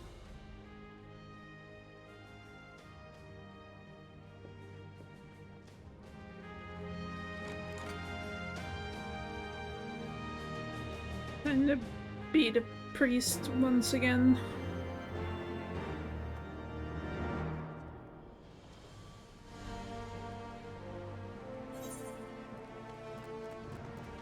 How many times do you have to teach you this lesson, old man?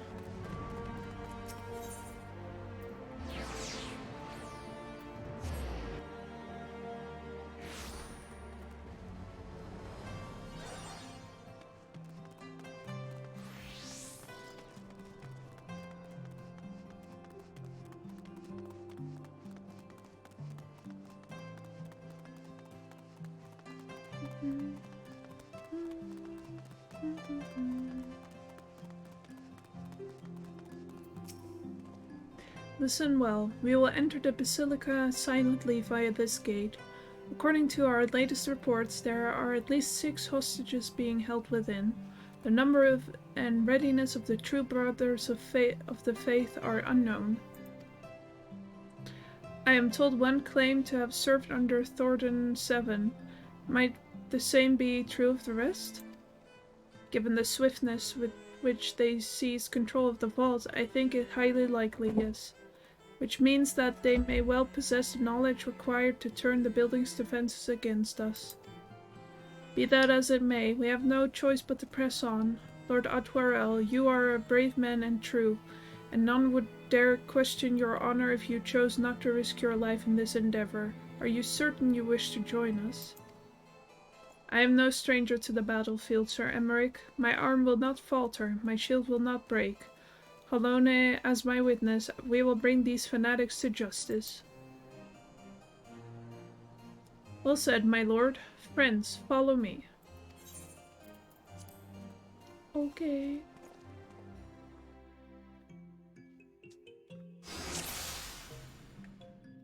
Would seem our presence yet goes unnoticed. Come, we must secure the entrance. Remember, saving hostages takes precedence.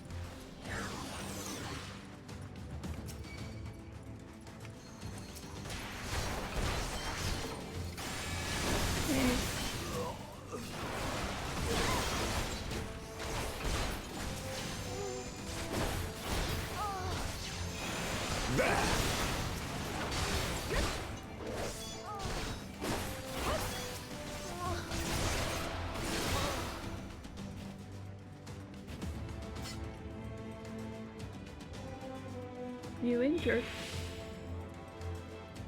Bless you. We must hurry. The others were taken elsewhere by Sir Simoniard. Sir Simoniard? This is indeed the work of the Archbishop's former servants. On your guard. They've sounded the alarm. I will hold the entrance and look after this one. Now go. Whatever you say, Shola. Yes, ma'am.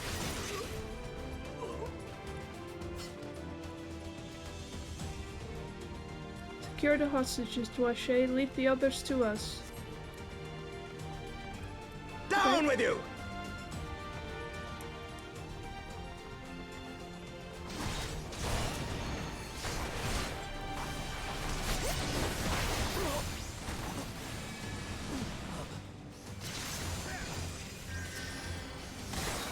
Okay, good night.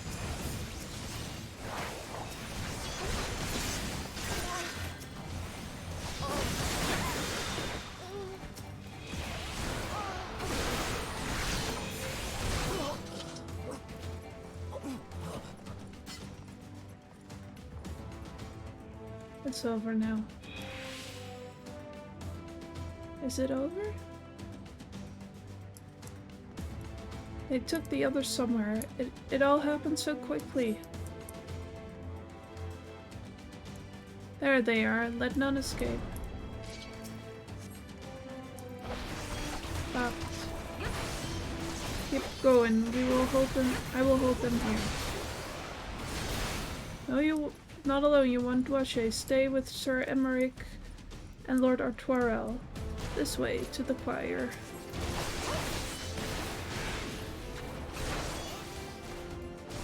You underestimate me!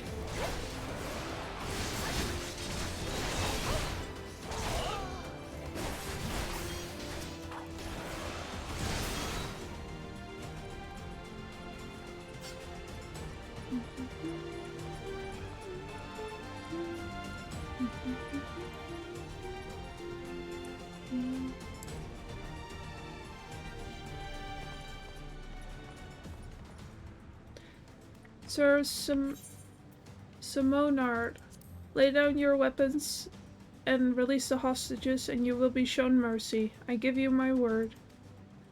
Ha! The word of a heretic and kinslayer. I would sooner trust a dragon. Activate the knights. We shall show the hostages the same mercy he showed the Archbishop.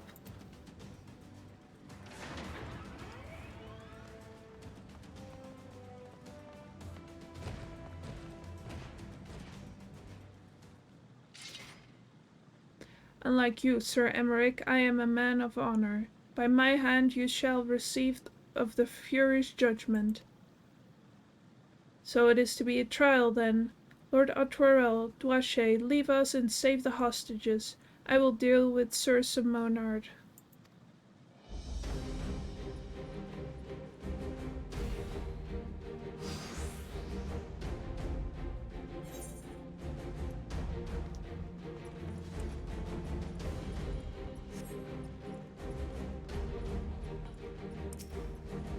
Come here.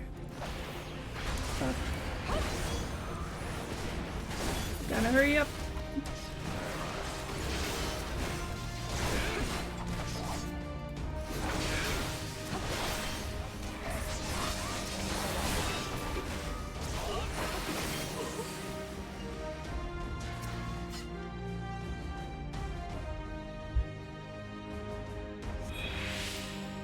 There we go.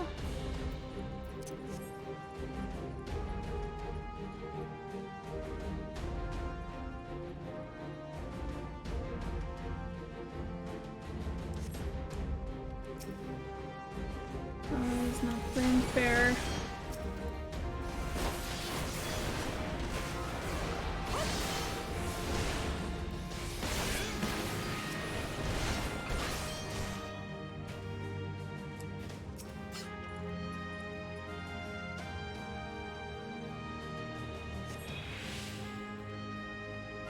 Sir Emmerich needs our help.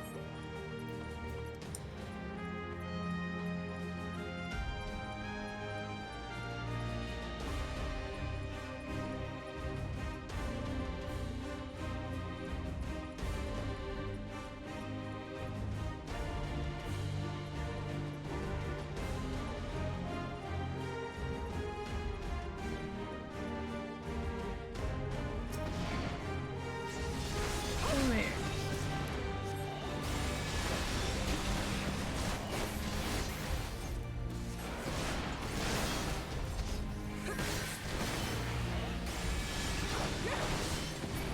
This knight does not yield! I think you're dead.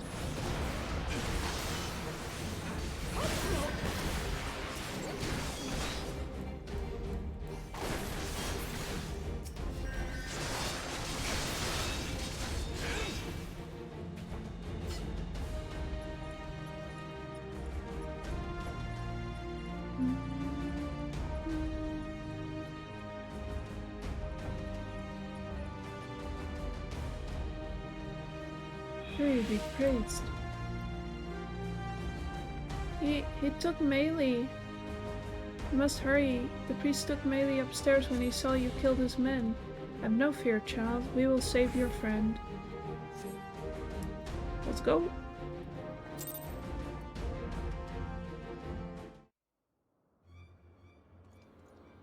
Where is he? Where is he? Where is she?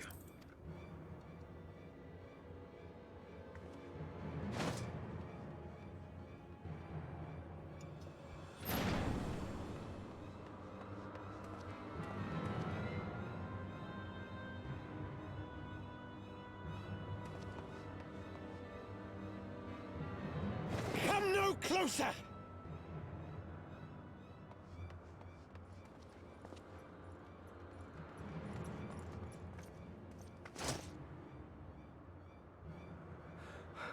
You have nowhere to run. Release the girl and surrender. Surrender to whom?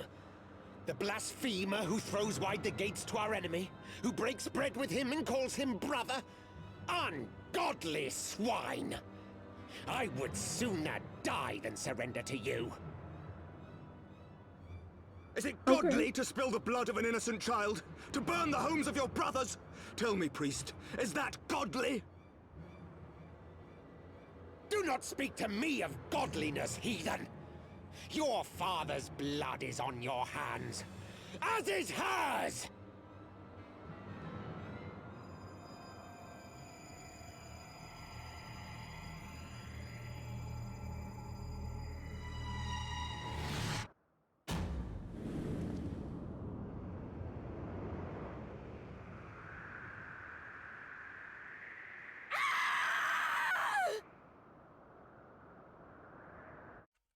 Fucked up and evil.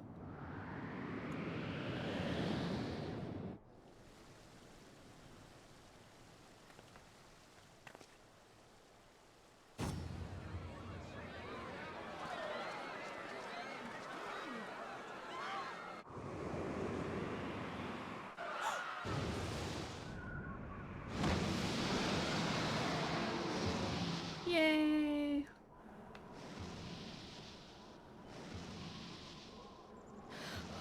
What? But I... Hey, Daphne.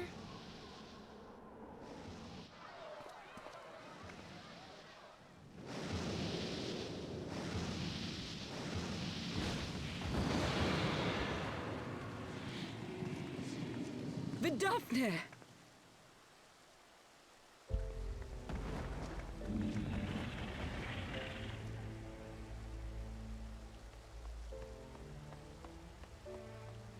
Well met, knight. Mayhap I chose an inopportune moment? Not at all. Pray forgive us this most unworthy reception. We are honored to have you with us, and right glad of your aid. Fortune delivered the child unto me. I had but to receive her.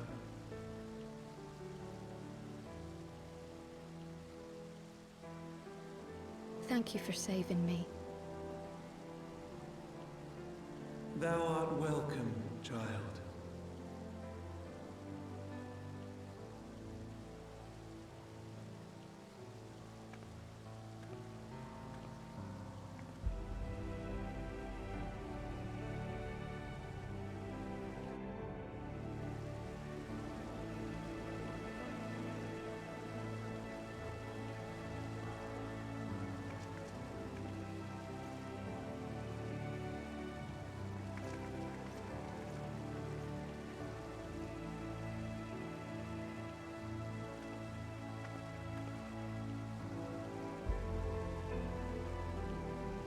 Never did I think to be indebted to so unexpected a savior. But full glad am I to be so.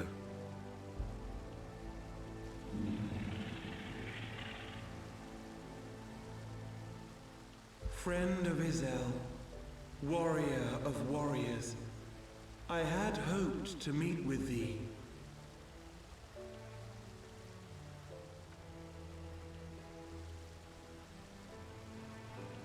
I bear a message from my sire. From Freysfelder?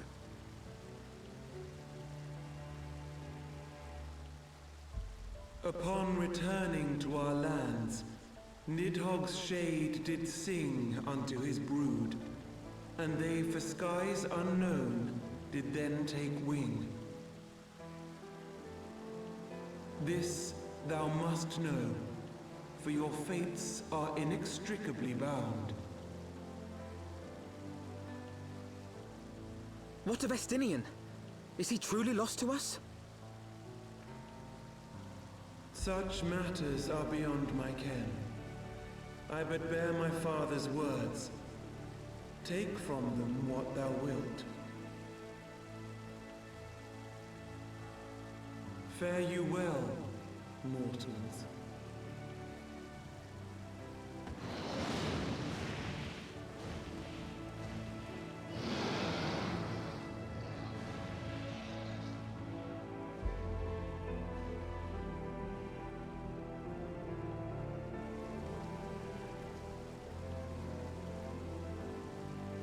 Daphne, I love you so much. So it is as they say then.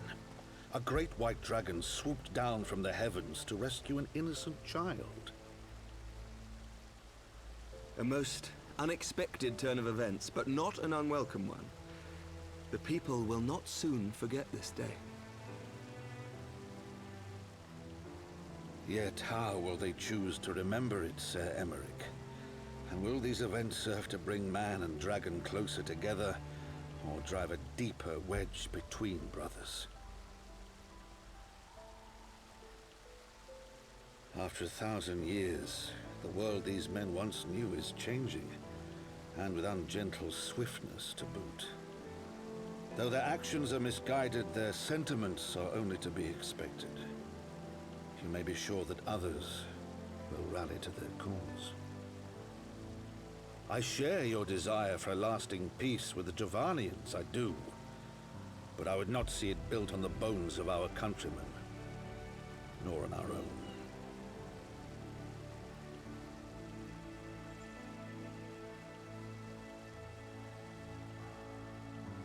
I see much of Horsefall in you, and I could not bear to mourn the passing of another son. Oh. Lord Edmund.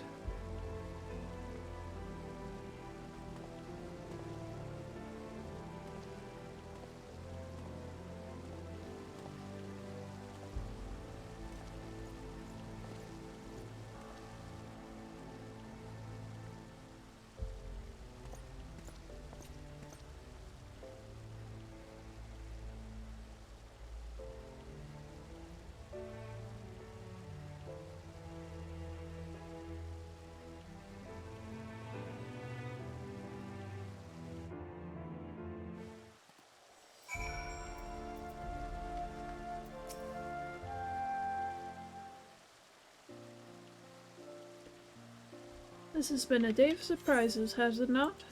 'Tis but a pity Vidofnir could not stay longer. Yes, I think it's fair to say that she timed her departure rather less well than her arrival. Well timed scarcely does it justice, but 1 moment later would have been a moment too late. Let us pray that the Ishgardians, who yet harbored doubts, will take these events to heart and accept the truth of Sir Emmerich's words. Well, 'tis only meet that I inform Tataru of what has occurred here. If you have need of me, I shall be at Forton Manor. Allow me to accompany you. Tataru would never forgive me if I left for the Rising Stones without saying goodbye.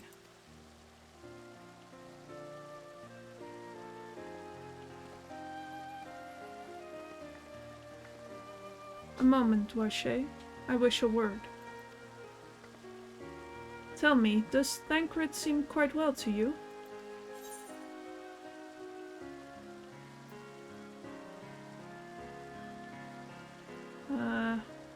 He held his own in the vault.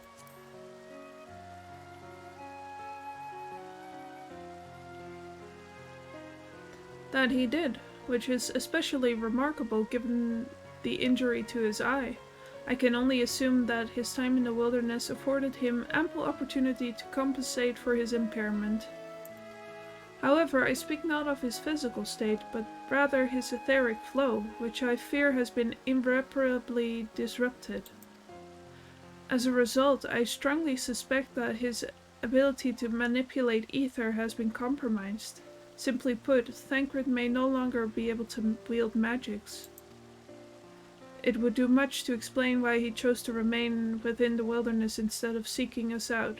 He would have been compelled to rely solely on traditional methods of travel, significantly prolonging his journey. And when he learned that a nearby beast tribe was making preparations to summon a primal, it may well have seemed more sensible to wait. But this is still little more than speculation. Until I have proof, pray speak no word of it. Right then, I should be on my way. Krile may have charmed Master Matoya for now, but who can say how long it will last?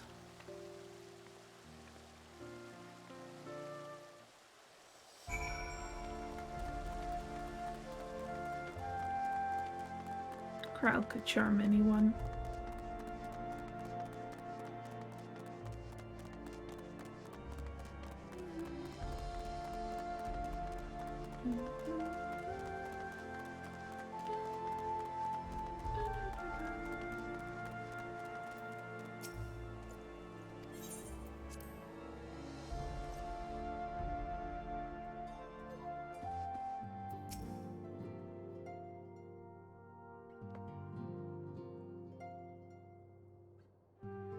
That Vidofnir should chance to arrive even as the girl fell. Truly, I could not have planned it better myself.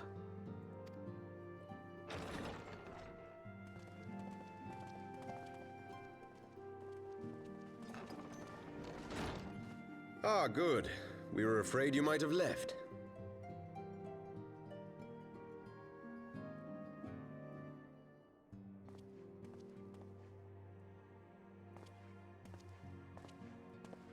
A shield, my lord? Fit for a true knight. An expression of our gratitude to you and yours, long overdue.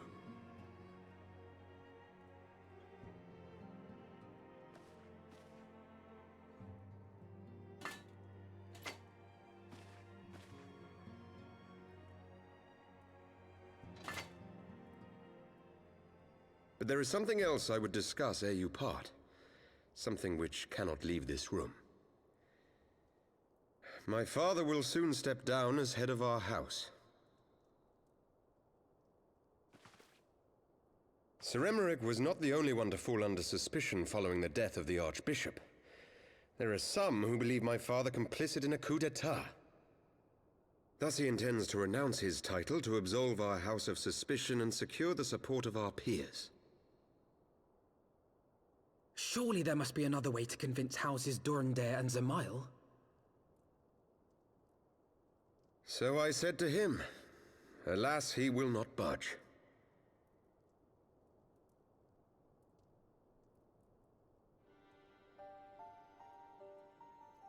Ever since I was a child, I knew that I would one day succeed my father.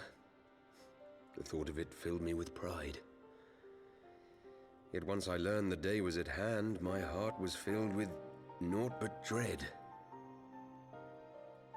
Our legacy is built upon the lies of our forefathers.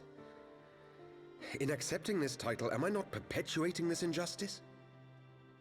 Why should I become the next count?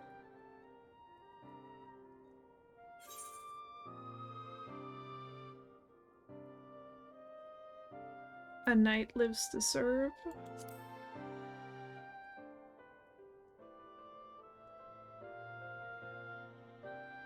You sound just like him. Aye, I suspect that is what Horschiffon would have said. To aid those in need.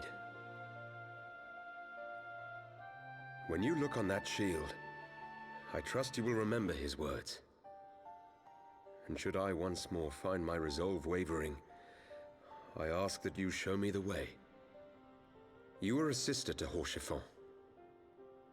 Will you be a sister to me as well? Of course.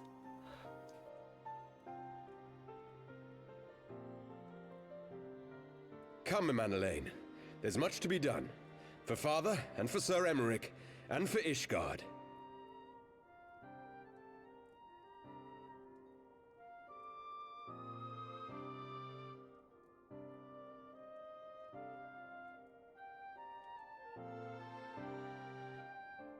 This bitch jealous. Yeet.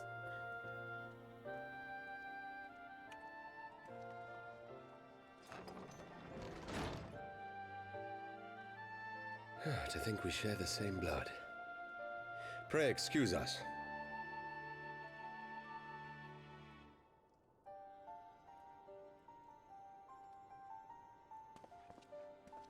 Those were the days of promises and vows, of tentative first steps into an uncertain future. A future shaped by the choices we made, in ways we could never have foreseen. Born of good and evil, of light and darkness, and shepherded by our hand. Be it for weal, or be it for woe.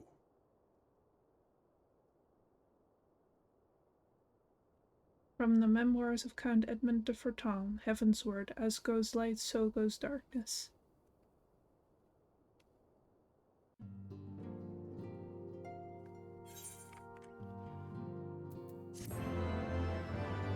Hell yeah!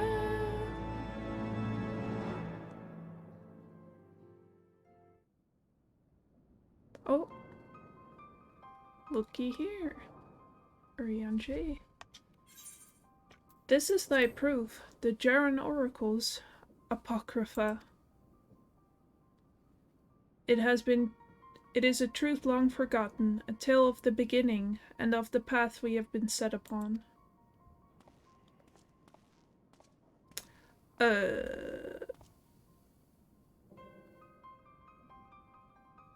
Our fates were ordained long ago, Archon.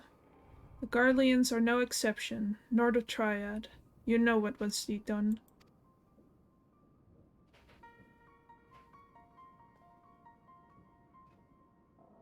Urianger traitor moments? Oh.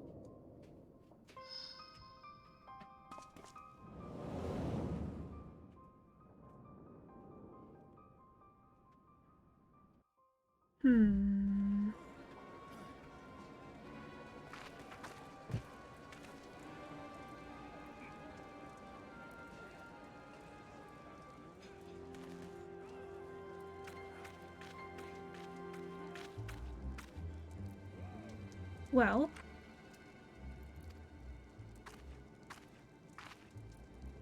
everyone has their orders. The masks will attack as soon as all units are in position. The Imperials won't know what hit them. I fear it will be bloody. By Ralgar, it had better be. We cannot stay here forever, Ida. We have other responsibilities. I know full well what my responsibilities are, and I mean to fulfill them, every one.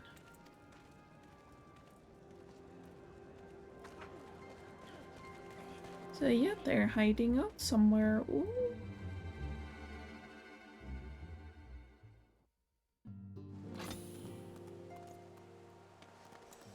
Alright. Well, that was the first patch, so now we're going on to the second one.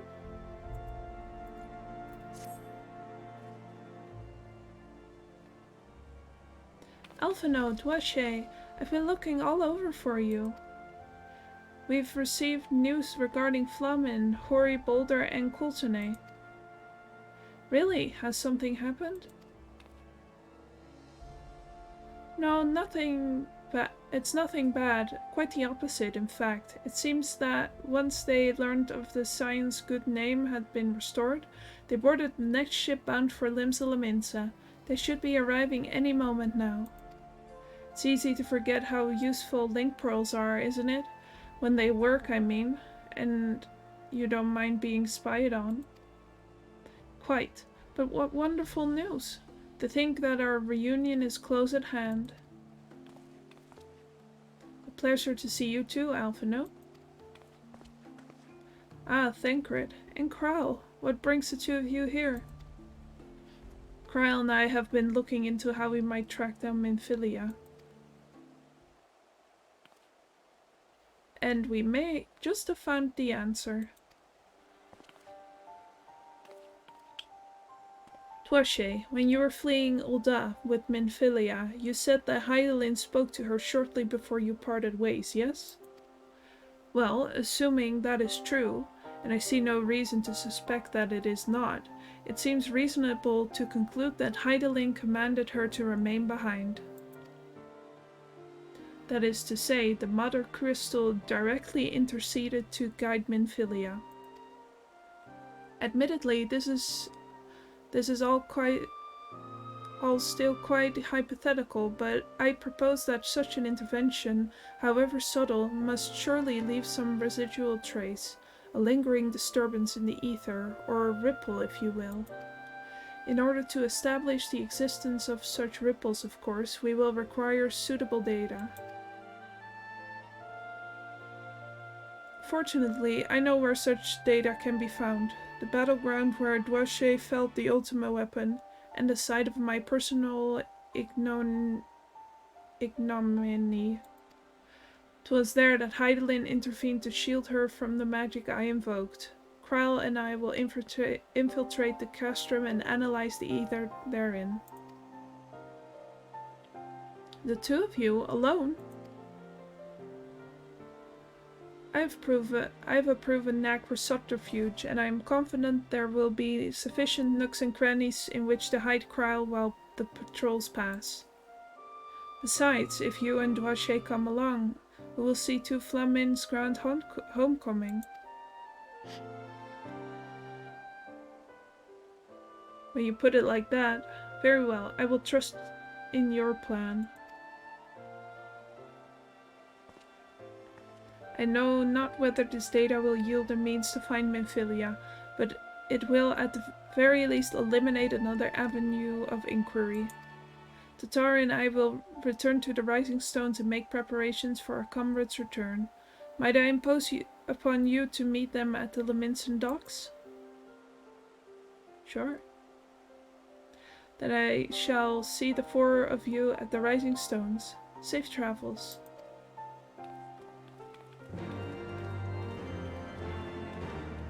Yeah, I don't know if I've mentioned this before, but Flamin is Minfilia's adoptive mother.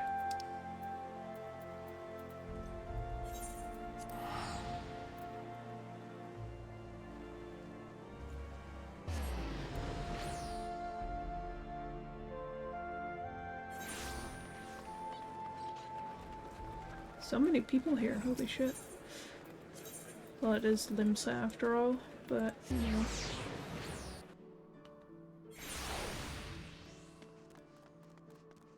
There she is. Oh, Dwashe. How have you been? Come here, let me have a good look at you. Thank the 12. One hears the strangest tales in foreign lands. I worried about you all every day. We would have sent word sooner, but the braves afforded us no opportunity. When they fell upon us in the market, it was all we could do to escape. Tataru found her way to you, of course, but we were forced to seek shelter aboard a Hanish vessel. It pained us not being there when you needed us most, but we made the most of it, didn't we, Coulternay? Studied and trained from dusk till dawn, we did. We would have sent word sooner, but we knew not whom to trust, and with the vast distance. But those dark days are behind us at last. I shall be glad indeed to return home and speak with my daughter.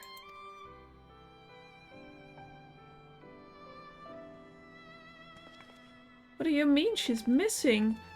How could you let this happen? Forgive me.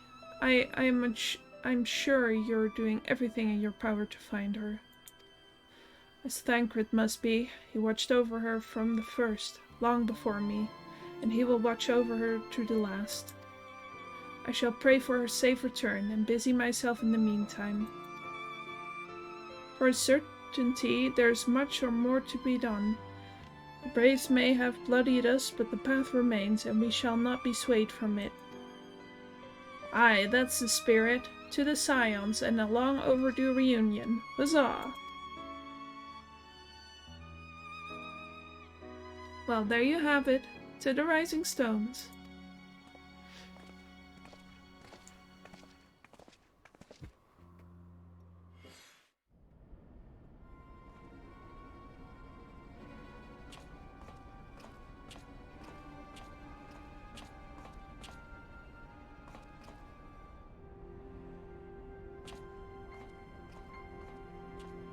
Fucking Tancred in disguise.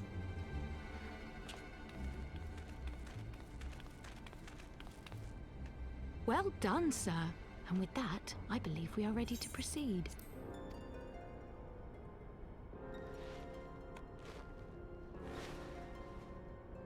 Let us be about our business then. The next patrol may not be so credulous.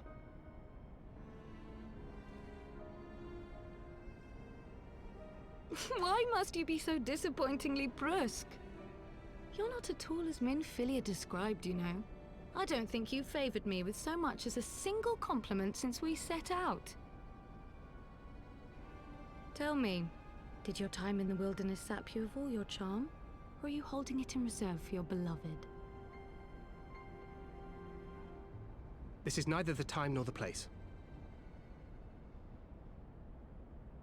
Well, call me old-fashioned, but when I'm risking life and limb infiltrating an Imperial castrum, I like to be sure of my comrades' motivations.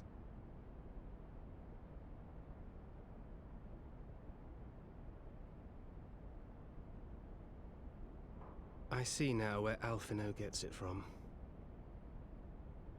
Minfilia is dear to me, it is true, but not in the way you think. 15 years passed, when she was still but a child. There was an incident at a parade. A Gubu broke free of its fetters and ran amok through the streets of Uldar. Had I been more attentive, I could have prevented it. But I was distracted, and her father was killed. I feared she would never recover, but in the years that followed, she showed herself to be more resilient than I had ever imagined. And when she learned of her gift, she did not flinch from the responsibility, but sought to guide others on the path. She touched the hearts of all around her. Mine, Louisoix, every Scion's. In those dark days following the calamity, she was our guiding light, our hope for a brighter future. She had so many dreams, and I would give anything to make them come true. My apologies. I can see she means the world to you. I did not mean to pick at old scars. No harm done, I assure you. But fair is fair, my lady. What is Minfilia to you? You mean you don't know? Only my dearest friend. When I finally emerged from my torpor, I learned that nary a day had passed without her asking after me. She never gave up hope. And neither will I. Then for Minfilia's sake, let us pray that these vestiges of Hydaelyn's intervention will lead us to her.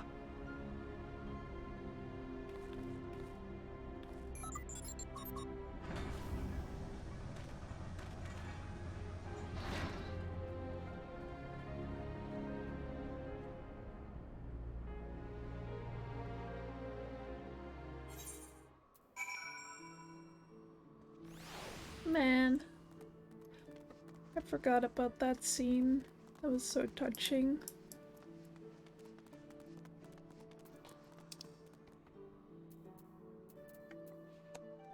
I love her so much.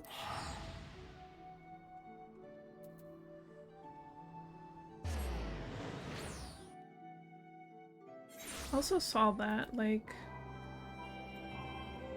the eye that Tancred normally, like, now keeps hidden under the bandage was, like, drained of color. Like, not as far as Ystola's, but he may be going blind in that eye at the moment.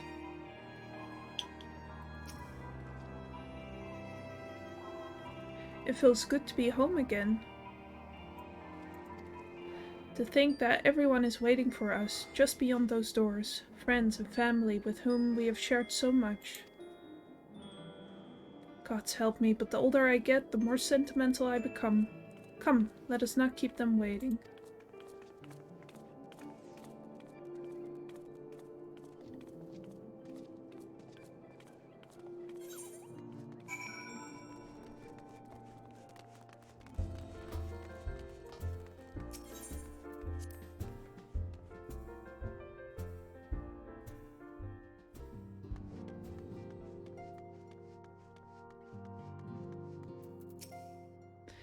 Aliana, FFXIV, it fills my heart with joy to see you both hale and healthy. And what of Higiri? She is well, though abroad on a mission at present. It just wasn't the same without you. Welcome back, my lady. Oh, all these people. Wow. We could do with more of that around here. Heartfelt reunions with stalwart companions. Brings a bloody tear to my eye.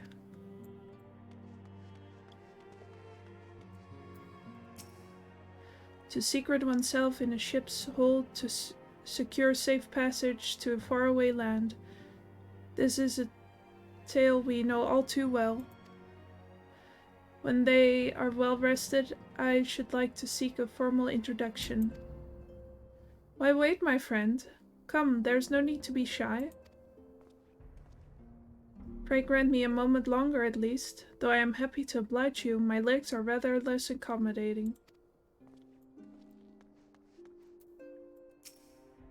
Glad though I am to be home, I cannot help but think of those who have yet to return. Once we have settled in, I would join the search.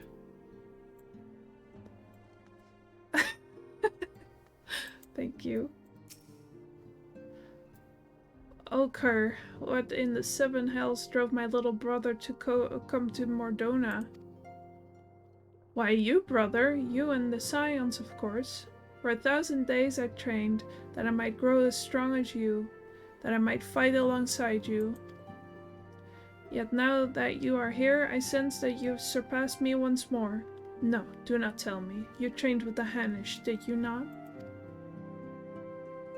Your eyes do not deceive, brother. I have studied the trials of the braves, and drunk deep of the souls of mine enemies.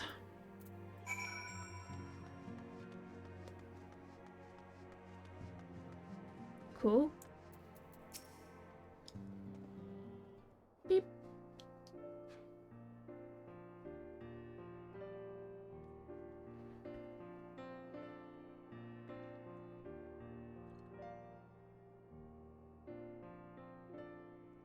It's been so long since I've seen them all like this. Too long. 'Twas the chaos born of my foolish ambition which forced them to flee. Though they are returned, there are others yet missing, others whom we cannot forsake. We'll find them, Alphino. We know we will. Midphilia, Ida, Papalimo, every last one. And when they walk through those doors, we'll be there to welcome them home. With me at the head of the queue, of course.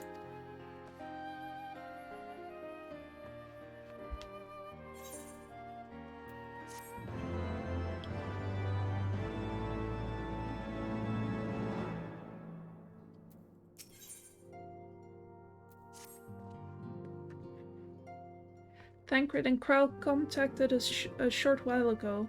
It would seem that their foray into Castrum Meridianum bore fruit. They asked that we rendezvous with them in Y'shtola in Idilshire, where they will share their findings. Rude though it is to depart without speaking to the guest of honor, I expect she will soon forgive me if I return with her daughter.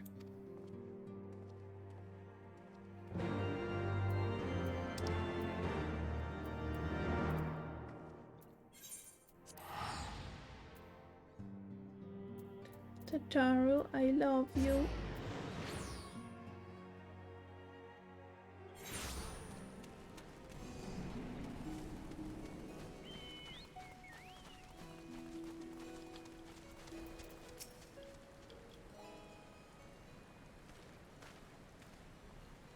My apologies. I see I'm the last to arrive. So, what news have you for us? Well, as we postulated, there were indeed what appeared to be remnants of an unexplained disturbance in the ether at the scene of the Ultima weapon's destruction, a ripple at odds with the presiding pattern. Though faint, the waveform bore strong resemblance to those observed following the destruction of the Isle of Val, when I believe Hydaelyn shielded me with the blessing of light.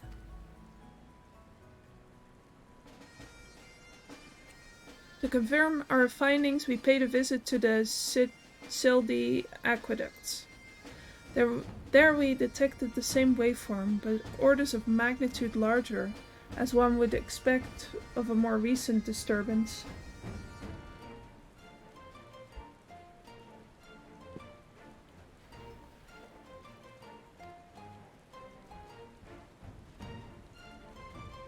Hydaelyn, there's no other explanation. But there's more.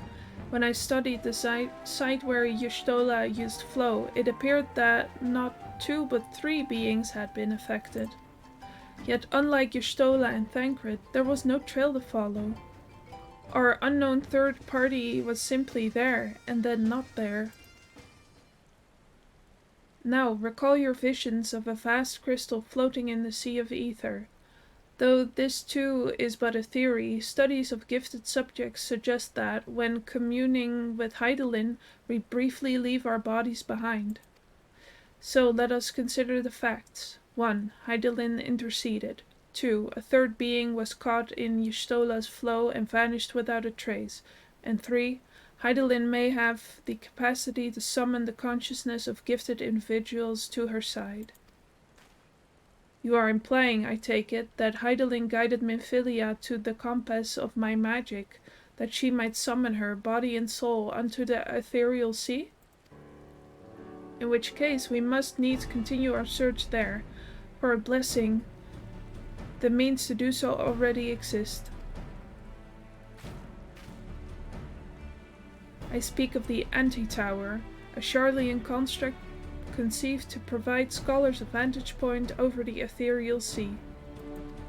Though I know not where its entrance lies, we need only ask its last custodian, a contrary old crone who, for another blessing, refused to join the Exodus. Master Matoya was the keeper of the Anti-Tower. I had no idea. But then our course is clear.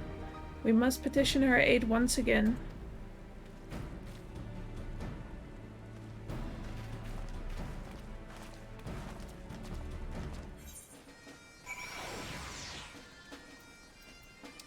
Oh, Matoya! Can we please have more of your shit? God, I love it.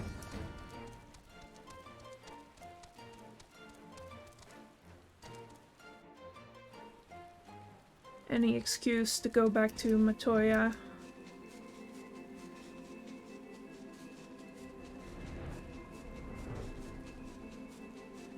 I have a weakness for grumpy old ladies.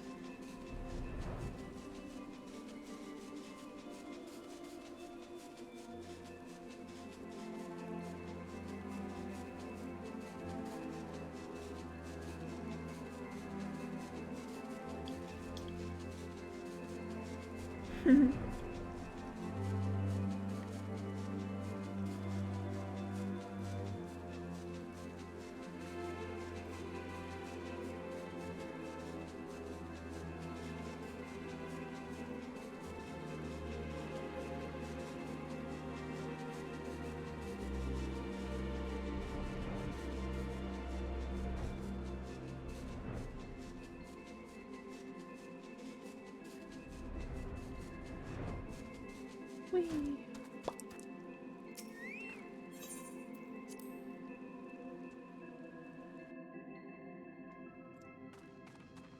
Oh, Matoya.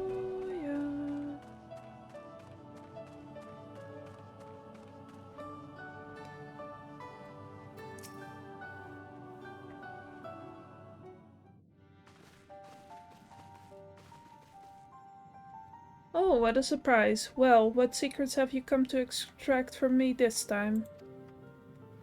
Ah, though it pains me to admit it, your words strike close to the mark.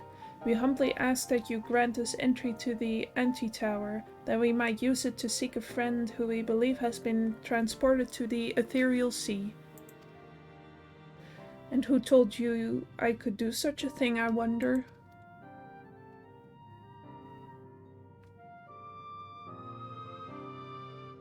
The tower was abandoned to its magical keepers 15 years ago. They have the run of the place now. If that is no deterrent to you, then by all means.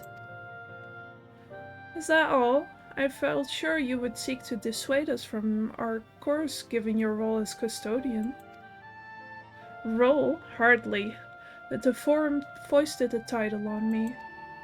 During the Exodus, every entrance to the Anti-Tower was sealed, save one. My role consists of making sure that no one with ill intent sneaks through it. Such was the Forum's final order to me. Well, I can remove the wards right now. Will you be going or not? We will, Master Matoya. We will do whatever it takes to find Minfilia. We'll see about that. Tuashe can go. Take the magicless rogue too if you like. He's no use to me. The rest of you will stay and work, and I'll hear no argument. Those are my terms. Oh, and I should be delighted to accompany you. Lead the way, Tuashe. Thancred, no. Your etheric flow has been compromised. Do not deny it. To venture into an environment so thick with ether, so close to the ethereal sea, would be to risk further impairment, or worse. But Minfilia could be in there, waiting for us. And you could die, and for what? If she's waiting beyond, Tuashe will find her. Trust in her. Have faith. Damn it all. Bring her back to us.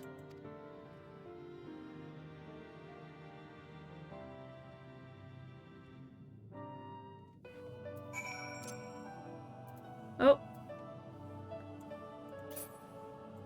Why did I drag around my second wind?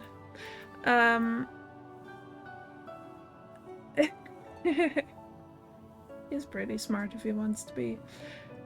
You know what time it is? It's monk time. I think I can solo this one as well.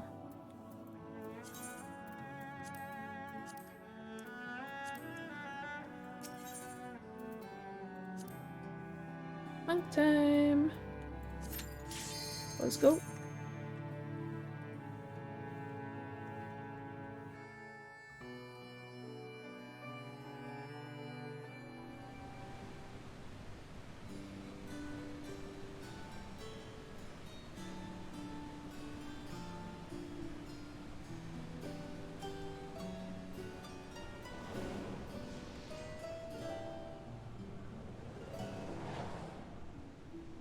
Nice vertigo.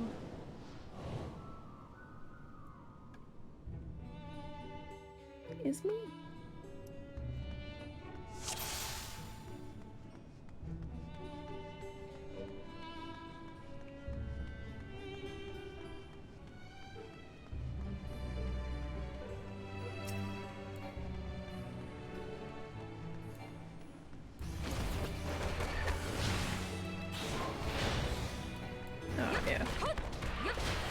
I should be fine.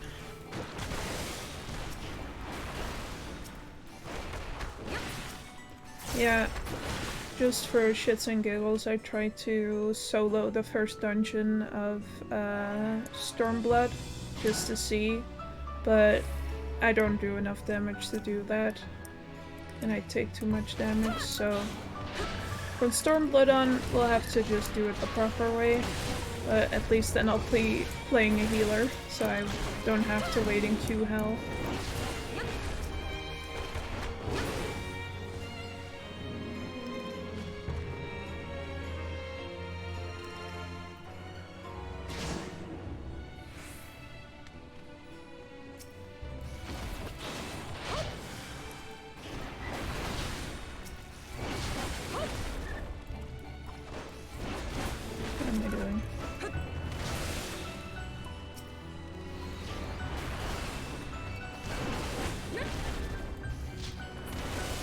Oh yeah, enjoy the music.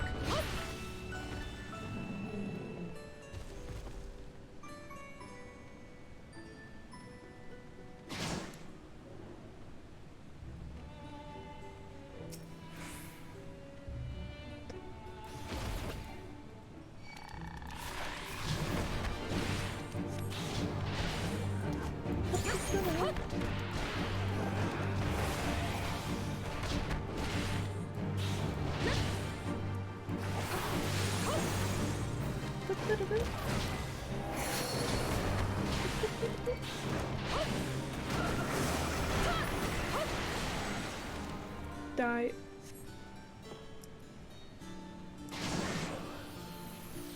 Woo!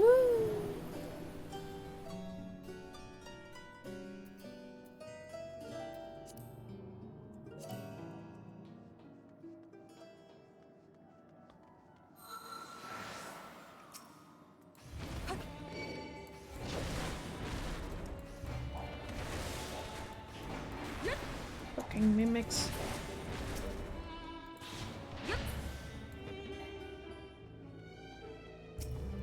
Bastards.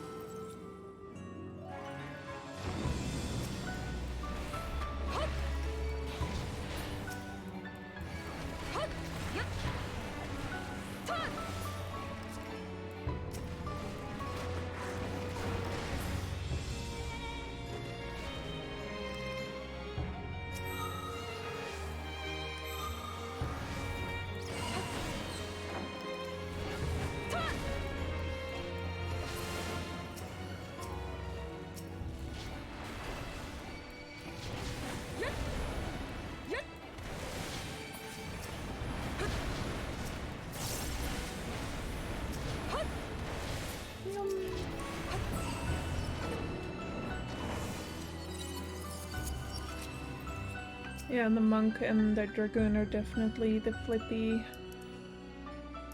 classes.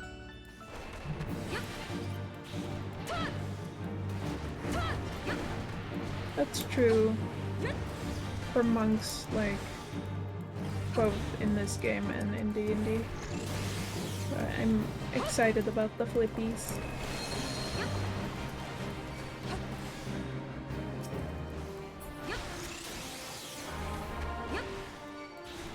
Kill him before that happens? Yes, I can.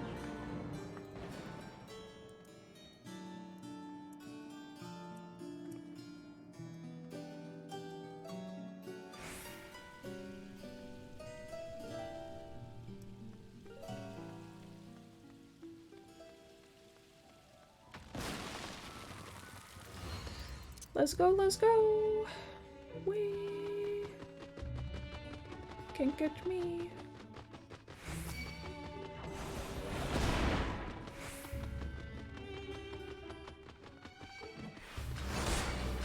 Actually, they can. I just want to be more efficient with my team.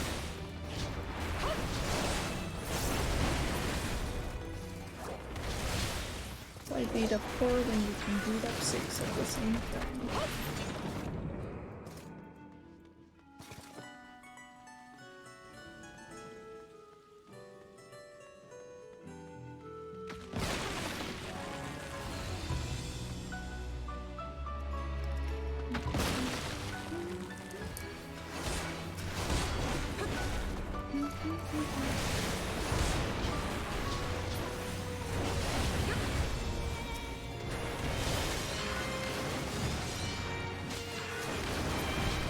Pressing the wrong button.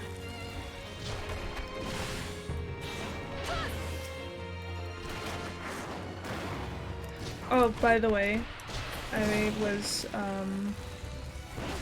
trying to get one particular chest piece for the Stormblood outfit that I wanted my character to have. And I swear it took me like at least 30 runs of this stupid 24-man raid to finally get it. But I have it now, I got it.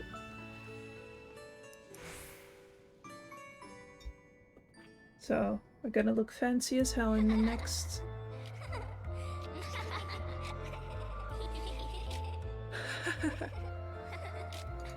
Yeah, the Calcabrina, adorable dolls, terrible dolls, yip ho ho.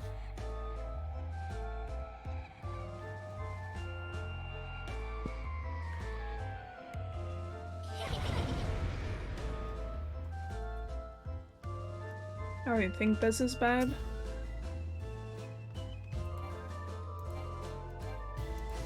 Come here.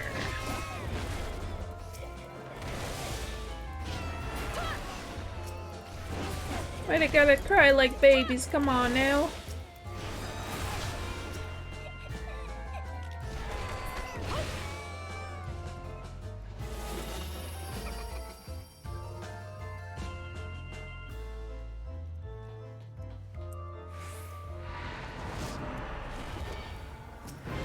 Yeah.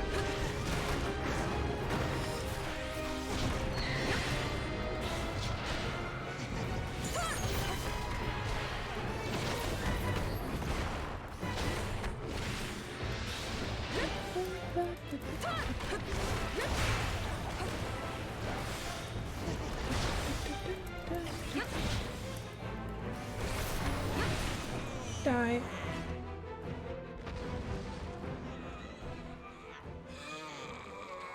Ugh.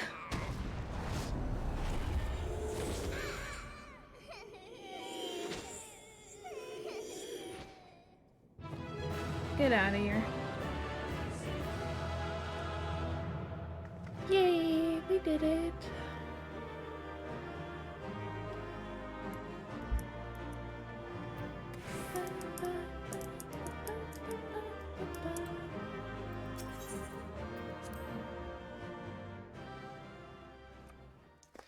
All right.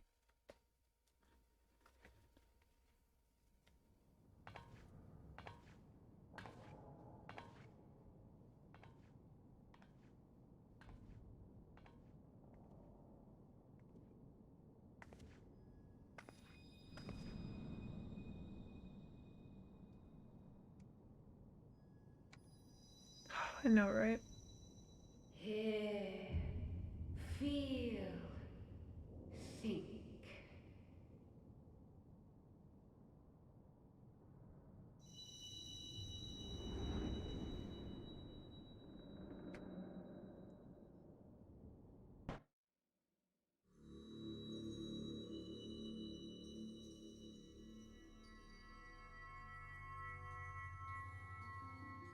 Through time and space hast thou journeyed unto me, as I knew thou wouldst.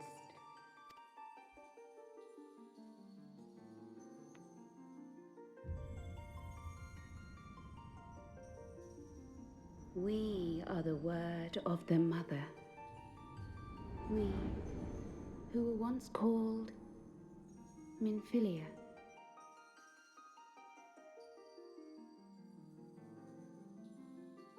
Much time hath passed for thee since the bloody banquet, since I hearkened to her word. Mother, Hydaelyn guided me towards Y'shtola and Thancred, that I might be swept up in their flow and delivered unto the ethereal sea. There, adrift and alone, her voice silent once more, I prayed for those we had lost, for those we can yet save. To her I would make an offering.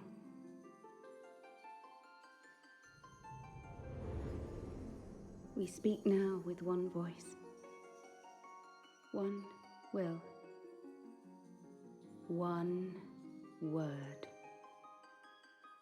Unto thee we bequeath the most precious of gifts, the truth which lieth at the heart of this world.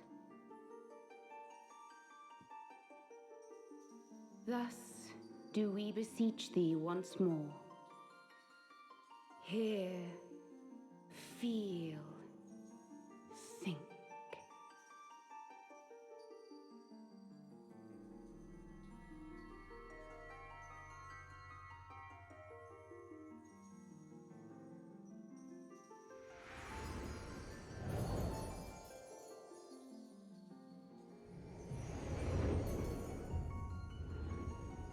Before there was life, in the depths of the ethereal sea, light and dark did once dwell as one. But the darkness coveted power, and the balance was broken. Thus was I forced to banish him unto the distant heavens, to forever remain apart, a moon bound. In sundering the star did we cry out, and the barriers twixt planes chanced to falter. Across 10 and 3 were we then divided, reflections of the source, each possessed of a shard.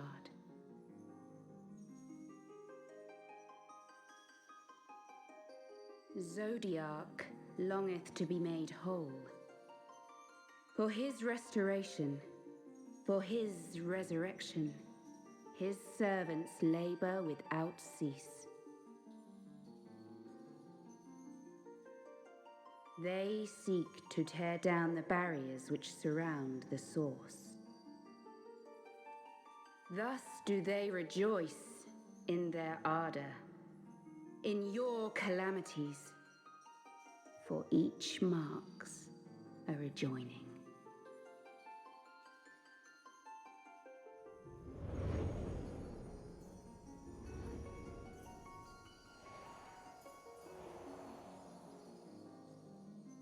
Seven times have they succeeded. 7 times hath the darkness grown stronger.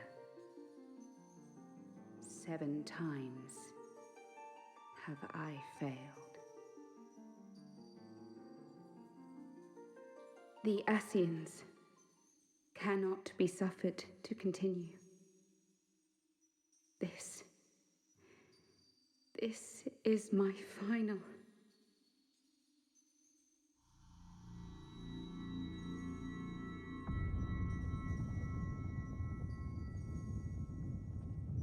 The crystal's power is all but spent.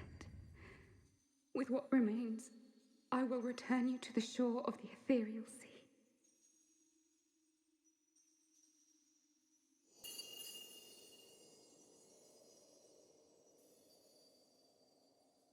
Blessed children, go forth and seek. Seek.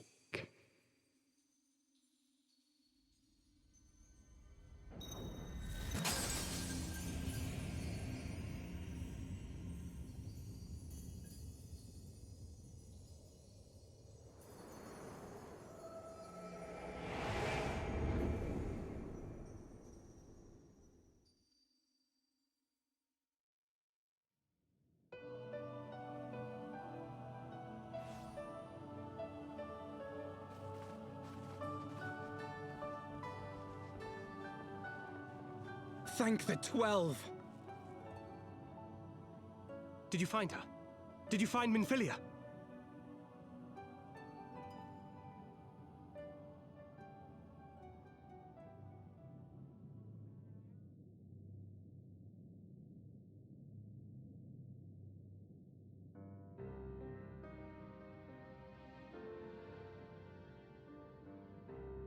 The word of the mother? I'm not sure I understand. Nor am I. Cryle?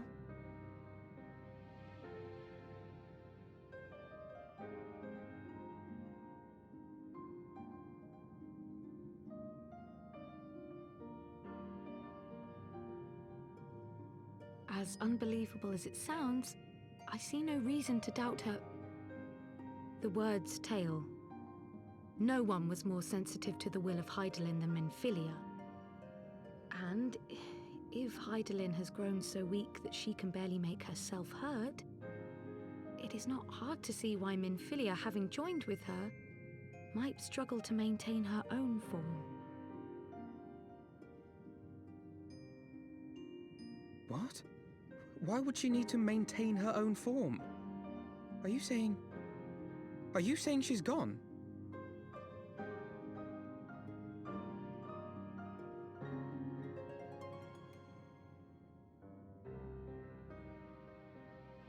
But that cannot be! Not now. Not after all we have accomplished. We were meant to usher in the dawn's light together! She threw herself on the fire to fuel your dawn's light, boy. You'll just have to usher it in on your own. Must you be so ungentle?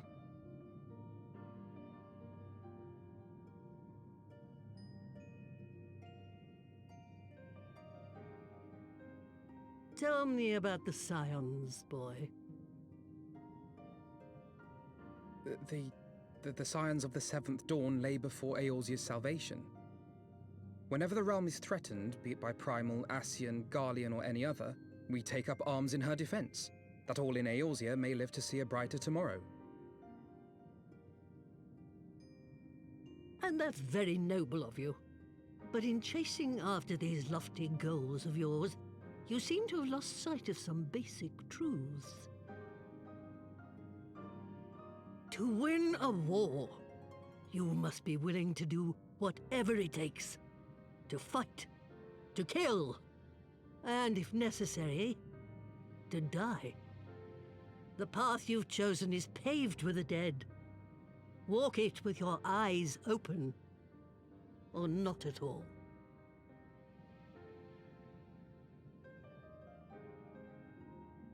I know the truth of which you speak, and have from the first.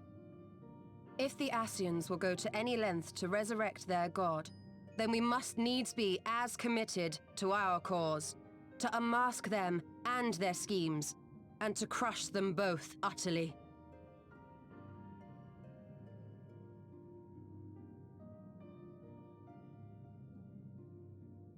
Come, there is much to be done. Yes, of course.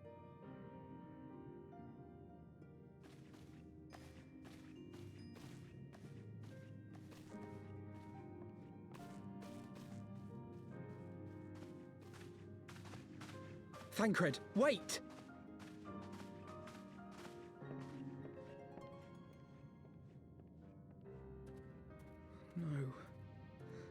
No, this is all wrong.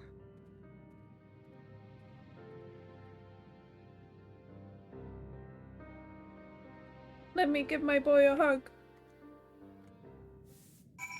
Come here. Where is it? A hug. Come on now.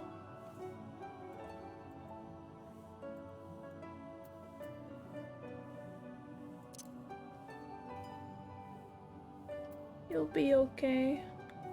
I'll be okay. Oh, look, it's so small.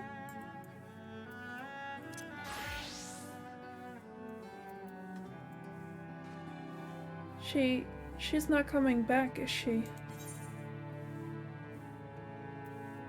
She did what she thought was best.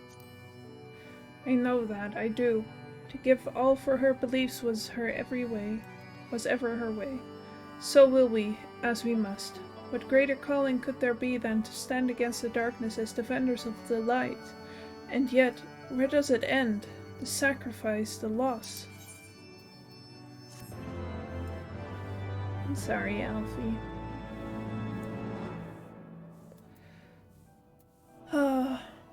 Well, on that kind of bummer note, we're gonna end the stream there, because it is getting kind of late and I have work tomorrow. So, yeah. It was a real good story. It's getting real good now.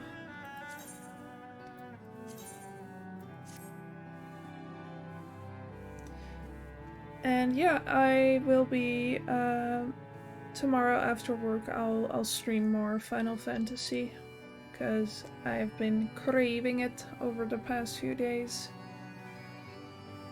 and I want to keep going with this story. We finished an entire patch. I think there's like 5. Yes, no, there's 6. So yeah, we'll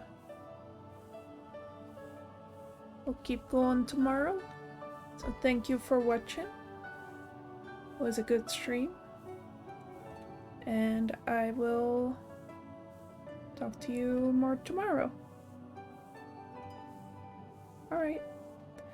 Goodbye, goodbye. Good stream.